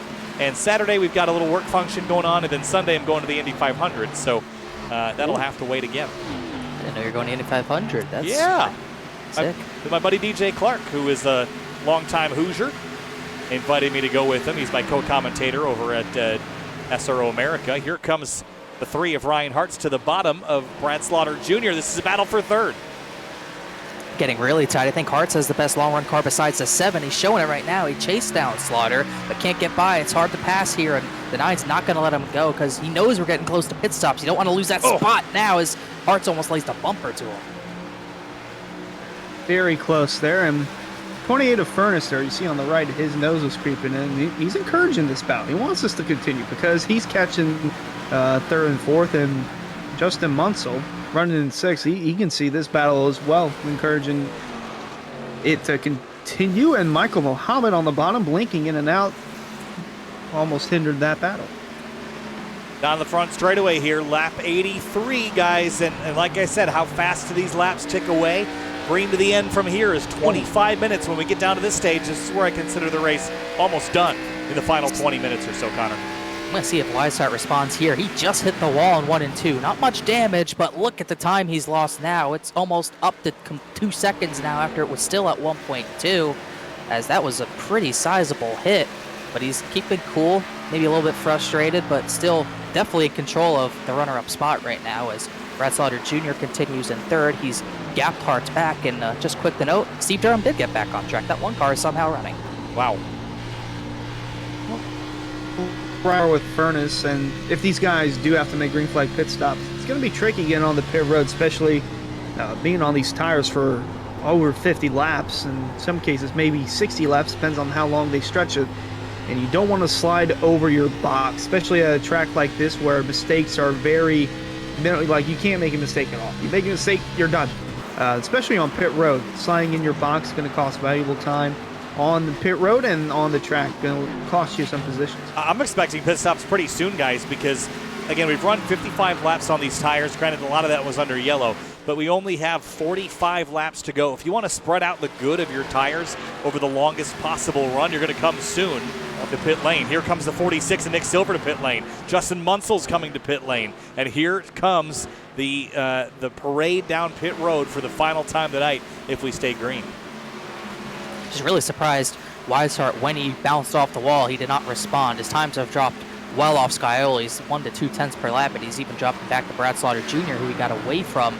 And now, once we get more drivers on new tires passing you guys as an old tire runner, you start to think you really need to respond as soon as possible. Alex Weaver is going to be the next one down. Everyone else in the top 5 stays out once again. Hardest pit lane to get to, besides maybe Dover, is Travis Beckner also responds. Tom Bourne in as well. Oh, whoa. Santo in the wall just in front of our leader, Scioli. That was a close one. Yeah, if you're Scioli, you probably pit now to avoid that. But you don't want to pit too early, but he is going to come. Yeah, here he comes down to pit lane this time through. 87 laps complete of 130. We're winding it down to the last 40 or so laps. And Weishart is going to stay out. And all this time tonight, working through lap traffic, he has yet to lead a lap until now. Wow, look at this. Side by side, Furnace and Hartz. I'd love to get a look at that. John Furnace and Ryan Hartz had 2 completely separate lanes down in the pit road. They took 2 completely different grooves, and they ended up side by side. That was wild to watch. Oh, boy. Almost came together there on the pit road entry. That would have been a mess. Weishart staying out longer, trying the overcut, guys. What do we think about that? He's trying to catch a yellow. I think it's also not a bad strategy. You get fresh tires to the end of this race, and at a track like Darlington, it's pretty darn important, but you're going to be giving up a lot of time doing this, so you got to be ready to give up that time. I mean, the tires will be fresher, but at what cost? The track position can't really take that for granted, as it's going to work by Santo. Again, he might be coming next time by? Oh, I thought he was coming this time by, but he didn't. But look at the lap times, guys. Basically 3 seconds slower. That's an enormous gap. So if you can play this card right, you're going to have so much advantage at the end of the race. The challenge is this track long enough? I've always seen the strategy work best at the big 2-mile tracks like Fontana or Michigan. I've never really seen it work at these shorter racetracks where you make a lot of revolutions, because you need very long, slow laps, not these quick laps like this. He's going to peel off pit lane, but he's going to lose a lot of track position, and the hope is that you make it all back on speed, but with only 40 laps to go, that's only 20 minutes worth of driving. Yeah, I don't think it was the right move to just go a little bit longer. I think that's going to lose him more than if he went even further. I think if he went a little further, he had a better chance on even fresher tires than everyone else around him, but he decided he didn't want to give up that much time, which even at that point I can't blame him, as he will come down to pit lane. Not too many others left. Shane Thier and Case Lakatos almost put the 28 into a fence trying to get out of their way. Well, Scioli going to go around the outside of Steve Durham, and there is Lakatos running in second. Would like to see he would like to see a 38 pit so he can stay out, maybe lead them for a bonus point. I think he would like a yellow flag more than anything. But what do we say about the? Here's Weishart pulling back on the racetrack, though. By the way, guys, as Scioli is into turn number 3 now, and there's Weishart an entire straightaway back. But what do we say about the way this race was going to pan out? A lot of yellows early, then it cleans up and goes green to the end. Would we expect a yellow at the end? Unless we get one in this pit stop transition period where all the speeds are wildly different, I'd say not likely. Whoa. Yeah, we had it happen last night, but there was always potential for a yellow at Darlington, even when it does get spread out. So hard to drive, easy to lose focus if you're kind of riding and not really racing anyone. Once again, it's about racing the racetrack, and if you lose focus of the racetrack, you lose focus of your driving. It's very easy to make a mistake, and that could be where the yellow comes from. If we don't get one with the varying speeds, that would be where it happens, as 38 continues another lap. Last season, we did have a yellow with 3 to go, and that put us in a green-white checkered scenario. So wouldn't count that out yet, as Lakatos exits his pit box. Now I'm going to rejoin the racetrack. Ooh. But Sorry, Ed Robertson and Steve Durham made contact. Sorry about that. The 35 laps to go next time by. 36 laps to go, I should say. And Scioli's going to be leading Ryan Hartz, who is on 1 lap fresher tires by about 3.2 seconds. David Weishart is going to be a long ways back, about 7 or 8 seconds, but with 4 lap fresher tires than Scioli. That's not probably enough, as you mentioned, Connor. But if he waited longer, then he wouldn't have enough laps to use the tires. And that's the conundrum here. This will work if you have a full run to the end, but I don't think they were quite doing a full fuel load. Yeah, not quite full on fuel, especially looking at how far Therian's gone here. What is this? He hit around 30. Oh, Ryan Swan just put Andrew Santo on the wall in turn 3. They're going to keep it straight. They were jawing back and forth down the back, and they finally made contact. well, Oh, that was a pretty sizable hit here, guys. I think Ryan Swan figured Santo should have given him the bottom, but Santo was very clearly giving him the top. I'm not sure what. They're still side by side in 2. Oh, Santo's in the wall again. oh no. Oh, this is not looking Oh, good. there's a trouble behind him. Fambro saved it. 18. That was a save right there. He's actually pitting. I don't know if he's calling it a night or what, but he almost wrecked himself. Is it a full moon? No moon, actually. Like it is every iRacing night. Every right night at Darlington, that's for sure. I'm not sure what Ryan Swan wanted there, to be honest. That's the iRacing paradox. It's always a full moon, but there's never a moon. Yeah, you're not wrong there. But I just realized that. You're absolutely right. Oop, look out, that's Cochran. But yeah, I'm not sure what Ryan Swan wanted. I think Santo was very clearly giving him the outside lane, and Ryan Swan just didn't want to really take it. Or did they have a run-in earlier on and maybe he's a little upset at that? I don't know. Well, the 10 lost his bumper somehow. He lost it a long time ago, I think, in one of those earlier cautions. We're going to be 3 wide for a moment, the 9 in the middle of it all. That got a little dicey as the 38 peels off to finally hit pit lane, which is going to complete this sequence. Everyone else, other than Michael Muhammad, who is laps down, has made their pit stop. That will turn the lead over to Skyoli with just over 30 laps to go. And he's actually putting distance on Ryan Hartz right now. He put 4/10 on him last time by. And Hartz is in a bad also. He doesn't have clean track to really chase after Skyoli as the 1 pulls down to let them by. Hartz and Justin Munsell have been battling for what would be the second position for the last number of laps. Some damage on the front of the 6, but all good. Currently in a top 3 position as the 33 is at the back of this pack with a little bit fresher tires and closer to these guys at this point than I would have expected to be, as here goes Munsell to the bottom. Yeah, I was going to say that his strategy did not work out, Weishart's. It did not work out unless he gets back to second. Whoa, Munsell nearly making contact with Hartz there in the middle of 3 and 4. He's going to go low and avoid that carnage and try to regroup and try to find another way around the 3. I don't know how his heart rate didn't look like it went up at all in that big moment there. And you know what? That's honestly great because if you panic here, you're going to end up in a much worse situation. See John Furness tracking him down. Alex Weaver in the 62. I haven't really talked a lot about the 62 car tonight. He has had a really good, consistent evening in that 62 Chevrolet. But David Weishart's tracking them all down. And Weishart, all he has to do is pass these 4 cars to be back where he was, guys. But he's many seconds behind Skyoli still. He has gained about 2 seconds back on Skyoli, but by the time he dispatches these 4, he's not going to have enough tire left or time left to get back to that 7, I guess. I wouldn't think so. At that point, once he uses his tires to get by these 4 other drivers, and that's if he even does that. But if he does, tires are probably going to be equaled out. Oh, no! And Weaver, we were just talking about them. Whoa! Beckner, Oh my goodness! What is Beckner doing? He didn't know where the 62 was going to go, and he had to weave to make sure he went the right way. What a save by both of them. Oh, man. That was wicked. That was wicked. Another drive into his door. And that actually cost David Weishart some time, guys, half a second. Yeah, that's not going to help his tires either, having to do that. That was almost catastrophe, but luckily it wasn't, and it's broken up this pack at least a little bit. Munsell's in the wall as Furness takes a look. Ooh, might have hit. Ooh, that's going to get tight.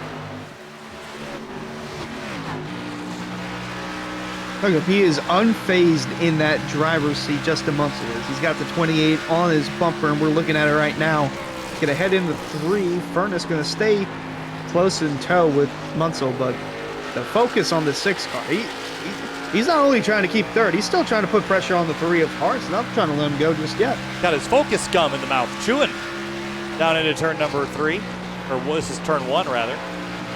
Used to be turn 3. Oh. Lightest little scrape there on the wall. The 28, good run here out of turn 2. Uh-oh, here comes Weishart. He's coming back. He's got a ways to go. He was 4/10 faster last time by, so he should be there in a little while. Munsell up the racetrack. 28's giving him dirty air. Not dirty air, he's taking air off the spoiler of Munsell, but 6 is able to get a good exit. Yeah, these 3 are really under a blanket. 2nd, 3rd, 4th, and then 5th, David Weishart still reeling in. And, oh, there's Santo up the road. Gonna have to look out for him. Beckner, you see, all the way back as Furness now looks slow on Munsell for the 3rd spot, heading into 3. This is really tight and dicey here. Oh, Santo spinning right in front of him. He saved it. See if he gets out of the way. That's gotta be careful. Yeah, he's gonna bail. Good call there. And Furness completes the pass on Munsell, and the 10 almost tagged the 33 of Weishart, who is on a mission late in the race here to get some spots back. Oh, sorry. Man, that was really too close for comfort. You need to take a mouthful, whatever Munsel's got calm down. I don't have gum under me. It's downstairs somewhere, but 33's definitely looking like he's fast. He should. He's got the tire advantage, and he's under Munsell now. And this should probably be job done. Munsell does not give in, though. He's not going to go down without a fight as he holds off the 33. Big wiggle. And this was probably the critical mistake, Hunter, was David Weishart pulling the strategy where you need track position, where passing is so difficult. He's got pace, but you just can't use it. Yeah, and when you're stuck behind, Munsell, Furness, Hart's trying to find different ways around him, your tires are wearing more and more as you're trying to get more aggressive with possibly moving them out of the way, which I don't think it will do that. Oh, Beckner just ran into the back of Santo. Oh my God, what is Santo doing? He's not keeping a line, that's for sure, but I almost have to see that again. It almost looked like Beckner just... You just run in the back of him? Might have. We'll see. We'll see who's at fault. Nonetheless, this 10 car's been all over the place tonight. Yeah, I think Beckner just kind of miscalculated there, looked like. I think he got away with it. I don't see much damage on him. So, fortunate there, because that was a big misjudgment as the battle for fourth still continues. But I think David Weishart's reaching that wall, and the wall is not of tire wear, it's the wall of Justin Munsell. And second place still under fire, Hartz and Furness. Definitely under fire. I think Furness is a little faster than the 3 at this point. Here comes the 33 under the 6, as he's going to get a good run into 3. Munsell up the track. He has nothing to defend with this time, I don't think. Got it, finally. It's going to go to Weishart. Now he has his eyes set on Hartz and Furness, and a chance to talk to us after the race. All the podium drivers get to talk to us after this event with less than 20 laps to go. Still Scioli leading, but battle has not died down yet inside the top 5. 20 laps to go for Weishart to get back to where he was running, and that's always the critical factor when you pull the strategy. Was he going to beat Scioli with it? Maybe not, but you don't want to make a strategy that puts you worse off than you were. So if he gets back to second, it really wasn't much of a loss, but if he stays fourth or even third, it was a step back from where he would have been. So I think Weishart has got his eyes focused on the 2 ahead of him, and they're still locked in this fight. I've heard it described, Connor, that if you've got 2 drivers that are in a fight, sometimes they can forget about a third approaching. Here comes Furness to the bottom. I remember the one of the maybe 3 good moments of F1 last year where Lewis Hamilton made that 3 wide pass that 2 drivers that were battling just forgot about him, and he took advantage very briefly. So it's definitely could be the same principle here. You got 2 drivers at Darlington who butt heads and go side by side and start beating and bagging and all that. It could definitely bring a 3rd driver into the fray. Most recently, I think, 3 years ago at this point, Hamlin and Chastain, they battled, they got into it. Who's there to pick up the scraps? Brandon Jones. Yes. And now, well, they're catching the 95 of Spencer Brown, although I don't think he'll be an issue. He'll pull off to the side here. Well, maybe. He's flirting with it. He's thinking about it. I think he's off the pace enough that he won't mind pulling out of the way, but he's kind of in a hard spot now. The 3, the 28, and the 33 all closing in, and up onto the back straightaway. He's got to dive out of the way now. Here he will. I think he didn't. I don't think he thought they were close enough, but definitely got dicey. But he did the right thing. He did it in time as Hartz goes to the bottom. Furness tries to top, and he's going to leave the door open to David Weishart, who almost got there to fill that gap on the bottom. Weishart probably would have encouraged him to stay in front of him down the straightaway because he closed in a good bit. Might have scraped the wall. Someone scraped the wall heading into the turn. Might have been Weishart, but he is reeled in the 28 and the 3. Look away, Falcons fans. You cannot escape it. Oh my God, there's a mess in turn 1. Senesac slaughtered. They're getting by Santo. This is an absolute mess. Santo bounces off it again. That was almost another 4-wide moment, just like we saw Tuesday. Yeah, we did see 4 wide here on Tuesday, and while there was some beating and banging with it, we didn't end up crashing because of it, which was impressive in its own right. But they got our fair share of close racing tonight, but nothing like what that was. And that was also caused by, varying strategies as we saw on Tuesday night. Well, he's got to run to the bumper, Hunter. Had a run. He's going to wait until, I was going to say wait till the straightaway, but not going to be there as they head off turn 4. All the while, this is happening 5 seconds behind James Scioli. He's in some fairly heavy traffic right now, but just there's no pressure. He's able to pick and choose when and where he wants to place his car. He has been absolutely untouchable tonight. And here comes that 33 with a big ol' run on the 28, but again, can't get overlap. Doesn't have enough to work with right now. I think that the evening out of the tires has happened at this point. He does still have a little bit fresher, but it's not enough to really take advantage where he can get to the inside of someone going into a corner. So he's really going to struggle to make this pass to the end, I think. Boy, here comes the 33. Oh, it looked like he was about to clip the bumper of Furnace, but this is allowing the 3 of Hearts with a little breathing room to try and minimize the gap between himself and Skyly, although he's going to need a little more than these next 14 laps going to green. Might going to need a caution, but Weishart, here he is looking low. Whoa! Scraped the wall coming out of 4. These two not giving up yet for the podium spot. Yeah, I think he's feeling the pressure as the laps begin to wind down. Running out of opportunities. And once you pick off the 28, you still have one more to go to get back to where you were. That's Ryan Hartz in the number 3. Started 26th tonight, Connor. He has had an exceptional race. Yeah, you think what could have been if he qualified, maybe he gives a fight to Scioli a little bit better than David Weishart, maybe not, but either way, solid drive for that Kurt Busch throwback. No rage yet on the radio, but still 12 laps of racing to go, so you never know what could happen as Ryan Swan lets the battle for third go on untouched for the time being, as Weishart actually got that position away. I completely missed it. Yeah, we looked away from him for 1 second, and then they swapped positions finally, so give Weishart third place on a run out of turn 4. And now it's Scioli, Hartz, Weishart, Furnace, and Munsell, your top 5.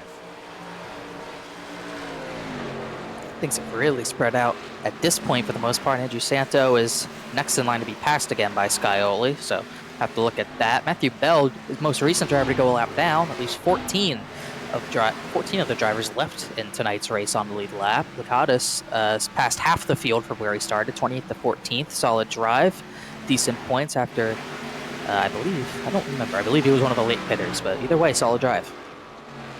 Yeah, it's like 107 laps. It's about to be 108 for Scioli. The driver led the most laps and won this race at Darlington was Alan Elwood, and he led 116. So if this goes green to the end, Scioli's going to have that in the bag.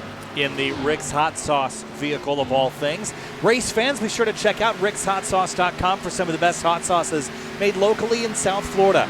Try the Loxahatchee Classic, Golden Garlic, Palm Beach Pineapple, or South Beach Heat. Follow the Rick's Hot Sauce Rookie of the Year battle in the Area Cup Series and see which driver will take home the $100 prize as the highest finishing rookie in the point standings there. It's distracted because on the timing screen we saw this scrap kicking off. 0-9 to Senesac. Robertson, that's tight 3 wide. Man. Oh my gosh. Oh my goodness. I don't know. I think Slaughter was trying to let him by, but it put the 38 in a bad spot, but they made it through. Senesac really struggling off of 4. Here comes Ed Robertson for position. Oof. Man, that was wild. Senesac's really struggling pace-wise, and now Brad Slaughter Jr., he's just letting them by. I don't know if Slaughter must have had a penalty. We completely missed that, but he's a lap down. Woo! And sideways. His last pit stop, 55 seconds, so that about in line with having a pit stop, a stop and hold for the speed violation or something similar. A little bit of a battle here between Robertson and Bryce Senesac that is not over yet. And they're running out of laps to decide it. Actually, I thought I remembered that from his pit entrance. He hit that orange cone on entrance, and that's a penalty on iRacing at Darlington only, so that really bit him, and it's thrown away a good run. Still 18th, but could have been a lot better as this battle still running out of time for some of these battles to sort themselves out, but they're still solid battles. Very solid battle right here for Nick Silver in the 46, looking to make up one more position, and Alex Weaver watching from behind in close distance. Yeah, this is going to get interesting before it doesn't. Beckner, Silver, and Weaver on top of each other. Here comes that 46 to the bottom, the Tim Flock livery. 2 cars of a similar era side by side into turn 3. Silver washed up, forced Beckner up, but Beckner gets away with it and gets a good run to go with it, so he'll clear the 46 back.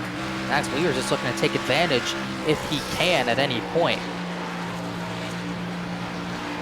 Trying to bide his time as 6th, 7th, and 8th are up for grabs within very, very close distance. Beckner trying to create a little distance and drive away from Silver. A good battle formulating here, and they're going to have 5 laps left to decide it as Scioli gets the 5 to go, and the number 7. He's been out front for well over 100 laps now. But looks like Beckner's struggling just a little bit. He's the slowest of this group. And again, Alex Weaver, we saw his big moment a little while ago out of turn 4, but he has had still a pretty solid night. Finishing kind of right around the middle of his highest and lowest positions. Here goes that 46 to the bottom of the 27, this time into 3. But Beckner has used that outside lane, Connor, and throttle up a little sooner. It's almost like he's leaving something in the tank just to defend at a top line. I think he knows 46 is aggressive, and Beckner's aggressive too, know that for sure, but it seems like he's just keeping just enough distance to the point where Silver cannot clear into a corner, and Beckner's able to just use the tire advantage he has to get off the corners a little bit better, especially out of turn 4. I say he's trying to force him to drive it into the wall. 46 of Silver is trying to do that to Beckner. Oh, sideways, that 27 is hunting up the hill. The right rear of that thing sticking way further out than the right front. 46 and 62, they're beginning to tussle amongst themselves here. All the while, James Scioli navigates by himself, 6 seconds clear of the field, Connor, and this is 2 laps to go for the number 7. What can you say? We thought Tuesday night was dominant, and I think he's put it to a whole new level tonight. It's a 6-second gap to second place Ryan Hartz. Not to mention only 14 drivers on the lead lap as Steve Durham lets him by. This is definitely a season to remember so far for Scioli, and no one has touched him as that battle subsides for 6th for the time being. Well, subsides for now. They're going to have another lap to use their fenders if they want to, but white flag's out and Scioli's taking it. James Scioli, the number 7, on top of the standings this season by not an insignificant margin. 4 wins on the season. More than anybody else, there's only 2 other drivers that can lay claim to a victory this season.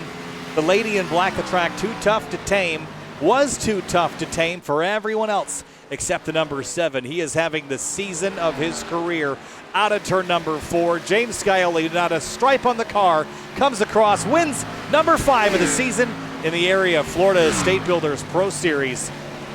James Scioli wins at Darlington. Hartz, Weishart, 2nd, 3rd, then Furness, Munsell, Beckner, as Beckner still tries to cling to it. 6th place, then Silver and Weaver out of turn 4. Connor. Yep, great battle there for that position. Shane Thiering, the last one to pit, gets up to 9th, so solid recovery for him. Bourne, Robertson, Senesac, Gakjone, and Lakatos will be the last drivers on the lead lap to cross the line. And what can you say? Oh, slaughter into the wall at the line. Night to forget for him, as all sorts of fireworks kicking off on the front. But what can you say about James Scioli? He's my pick for a reason. I don't know how you guys let me pick him, because that 7 is on fire. You could say he got some South Beach heat in the engine tonight. That was as dominant as it will ever get in the area series. Definitely does have South Beach heat, and folks, it is the way to go. If you haven't gotten yourself a bottle, I don't know what else you're doing. He's going to say it, $7 off. It's on the bumper. Does it almost every week. He feels like he's up here all the time. Get you some Rick's Hot Sauce South Beach Heat. It's definitely the winning move for Scioli. Could be the winning move for you. Well, South Beach Heat in South Carolina gets it done here. Let's have a look at our race results here for tonight from Darlington, round number 7 of the Area Pro Series season. Scioli, Hartz, Weishart, Furness, and Munsell, your top 5. Then it's Beckner, Silver, Weaver, Thiering, and Tom Bourne rallies for a top 10, Connor, as we look at 11 through 20. Yeah, when the top 5 are separated by 10 seconds, you know you dominated. As we look at some of the drivers who had good runs going and couldn't finish them off, Brett Slaughter, the most notable there after his pit entry penalty. Still recovered for 17th, but could have been a lot better. Austin Gakjone, a quiet 13th. Senesac, too, quiet 12th place. Lakatos up to 14th. Matthew Cochran, he was kind of down and out all race long, but he gets back to 19th. And Forrest Smith rounds out the top 20, and then Jordan Martin, Santo, Brown, Mitchell, Hearn definitely did not have a good night there. Then we see Mohammed, and then the rest who failed to complete the race include Dunkelberger, Anna Sogak, Pam Brown, Steve Gurm. Yeah, a couple others that had some early outs as well. Garrett Grant, Dom DeLeo, Mason Kane, Chuck Sweeting, and Paul Irvin, the rest of the field. James Skyerly wins the race, but let's talk to David Weishart. Was running second most of the race. Strategy call to do a long pit there, an overcut on the number 7, hoping to maybe catch a yellow and run down the 7 at the end, David, but the track position ended up being the most important piece of that equation. Couldn't quite get back to second, but you come home for a top 5. Team did great. You're P3. Take us through your evening. Yeah, that was a lot of fun. Was a little worried about starting 9th. Darlington, it's so narrow. You can be caught up in anything starting right there. So kind of made my way up to second and was just chilling there. Same song, different, verse as from Tuesday. I just had nothing for James on a long run. I could keep pace with him longer into a run. He didn't really extend his lead on the long run until I hit the wall. With 7 or 8 laps to go in that run, and I decided to run it a little long, and it was really loose that last run, but it was a lot of fun that last run. I mean, it was every corner I was sideways, just using up everything I had to get back up to 3rd. But overall, clean night, P3. We'll take it. My luck in this series has not been good this season. It's been on the hook a lot this season, so I'll take a top 3. Well, 3rd place in a top 5 for David Weishart. David, thanks for chatting. Enjoy the week off here in the Pro Series. We'll see you back at Pocono in a few. All right, thanks, guys. Thank you. Moving on now to Ryan Hartz, who brought it home in 2nd place, snuck through past the 33 with his strategy call. Ryan, the 33, had a long pit there towards the end of that stint and was not able to get by you there at the end. There was a pretty good fight between you, Furness, and Weishart, but you rallied for 2nd after starting way deep in the field. That has to feel good tonight. Yeah, no, it definitely feels good, but at the same time, there's some disappointment, obviously, because I didn't win, but definitely it was a good run up to the front. I absolutely messed up my qualifying lap, and hell, lap 2, I got doored. I don't know why, and that gave me about 30 seconds of damage. So I felt like I was a little bit down on speed. I don't know, maybe not, but yeah, other than that, it was actually a pretty clean race for me. I had a lot of fun. It was fun to watch. We have a couple weeks off, and then we head to Pocono, Pennsylvania, as far as hunting for wins. Is that a place that do you think you can get it done? Yes, absolutely. Me and my teammate, Matt Bell, really like Pocono. We're just going to take these 2 weeks and practice a lot, and I think we'll be good to go for there, and I think I'll be good in Cup also, because Pocono is really fun. I always do really good there in other series, so thank you to Matt Bell for coaching me tonight. I know he had a bad night, but he was helping me out throughout the finish of the race, and thanks to RLC Motorsports and for you guys for doing the broadcast. Appreciate it, Ryan. P2 tonight, the number 3. We'll see you in a few weeks. Thanks, guys. And James Scioli for the 5th time this season. And James, you're making it look easy out there. Led 118 of the 130 laps. Win number 5 of the season. You're about as sure as they come when it comes to dominant wins tonight. Connor picked you to win this race, and I'm feeling kind of silly for not doing that. Domination, everything was in the mirror. Take us through your evening. It was quick. Thank you, Connor. And first off, I want to say a big shout out to Bobby Tinch. He races with us in the truck series. He's been recovering from some health problems lately, so I just want to say first off, big shout out to him. He puts Matco tools on the car, so big shout out to him first. And yeah, just I don't know, just qualifying first is such a big advantage, and so when I'm able to do that, just kind of makes things a little bit easier. Don't have to worry about trying to make it through the field. And I didn't really know. I thought that the car was going to build a lot looser than it was. It ended up building kind of tight, especially on the first run. So I had to try and back up my entries and try and get the car turned down the hill better in turn 2 to hopefully try and save the right front. I was not too sure if my long run pace was going to be good enough. David was quick, Hartz was quick, and when we came out of the pits and Hartz was only 2 seconds behind me, I was a little bit worried, but just tried to hit my lines the best I could and avoid the lap traffic and bring it home in one piece. Well, Matt, you did. 5th win on the season, James. Congratulations, and enjoy a couple weeks off before we head to Pocono. Strong run tonight in that number 7 Rick's Hot Sauce Chevy. Yeah, thanks, guys. Huge shout out to you guys in the booth.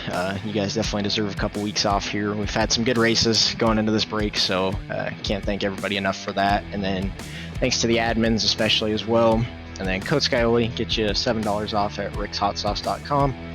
Matco Tools, like I was saying, hopefully Bobby gets better. And then Daniel's Candles, Butt Kicker, and Chris Sports Cards. Thanks to all of them for being on the car, and we'll see you guys in a couple weeks. All right, James, enjoy it. 5th win of the season. We'll see you next time. Thanks, guys. All right, guys, that's going to wrap things up from Darlington. This was a fun one tonight. We had lots of good racing and some dramatic points as well. But, Connor, we're going to take a couple weeks off before we head to the Tricky Triangle. 2 very challenging tracks nose to tail in this series right now. Yeah, a lot more room at Pocono at the very least, but still very challenging, and it should be exciting. But definitely, I think, a well-needed break. We've had a decent bit of momentum for all 3 series going into the break here very quickly, a week or 2. So I think much needed. Everyone gets kind of a little bit of a breather after a few straight weeks, 7 straight weeks of racing since Daytona. So it should be fun once we get back going, and it's going to be the most fun for the 7S Skyoli, who can continue to keep this hot streak going. 5th win of the season in Pro. What does he have? 3 in trucks. Not to mention Watkins Glen in the Cup Series. He's probably the only one in area who doesn't want a little bit of a breather, because he is on a tear right now, Hunter. Yeah, he is indeed on a tear, and I'm going to be scouting Pocono out because it is my home track after all. So I'll be up there for the next 2 weeks, scouring every surface of the track, trying to gather as much intel as I can. But the rest of you guys, enjoy your 2 weeks off, because it'll be definitely fun to see the Cup cars come back Monday at Pocono. And interesting to note, trucks don't go to Pocono. They go to Martinsville, so you can only imagine how good that's going to be, the tempers and all that. And a couple Thursdays from now, or actually 3 Thursdays from now, yes, 3 Thursdays from now, we'll see the Pro Series return to Pocono. That's what's next up on the calendar. I'll be at Grid Life Midwest Festival next week if anyone wants to come on out. If you're anywhere near South Haven, Michigan, gridlifemidwest.com for tickets. Grid Life Touring Cup, wheel-to-wheel racing, the NOS Energy Track Battle Championship, drifting, concert with EDM artists, and much, much more at Gingerman Raceway in 1 week's time. Gates open. We'll see you there. Thanks for watching, and we'll see you next time here on Sim TV. Kyle Heyer, Hunter Sleppy, and Connor Warren bringing you the action. We'll see you next time.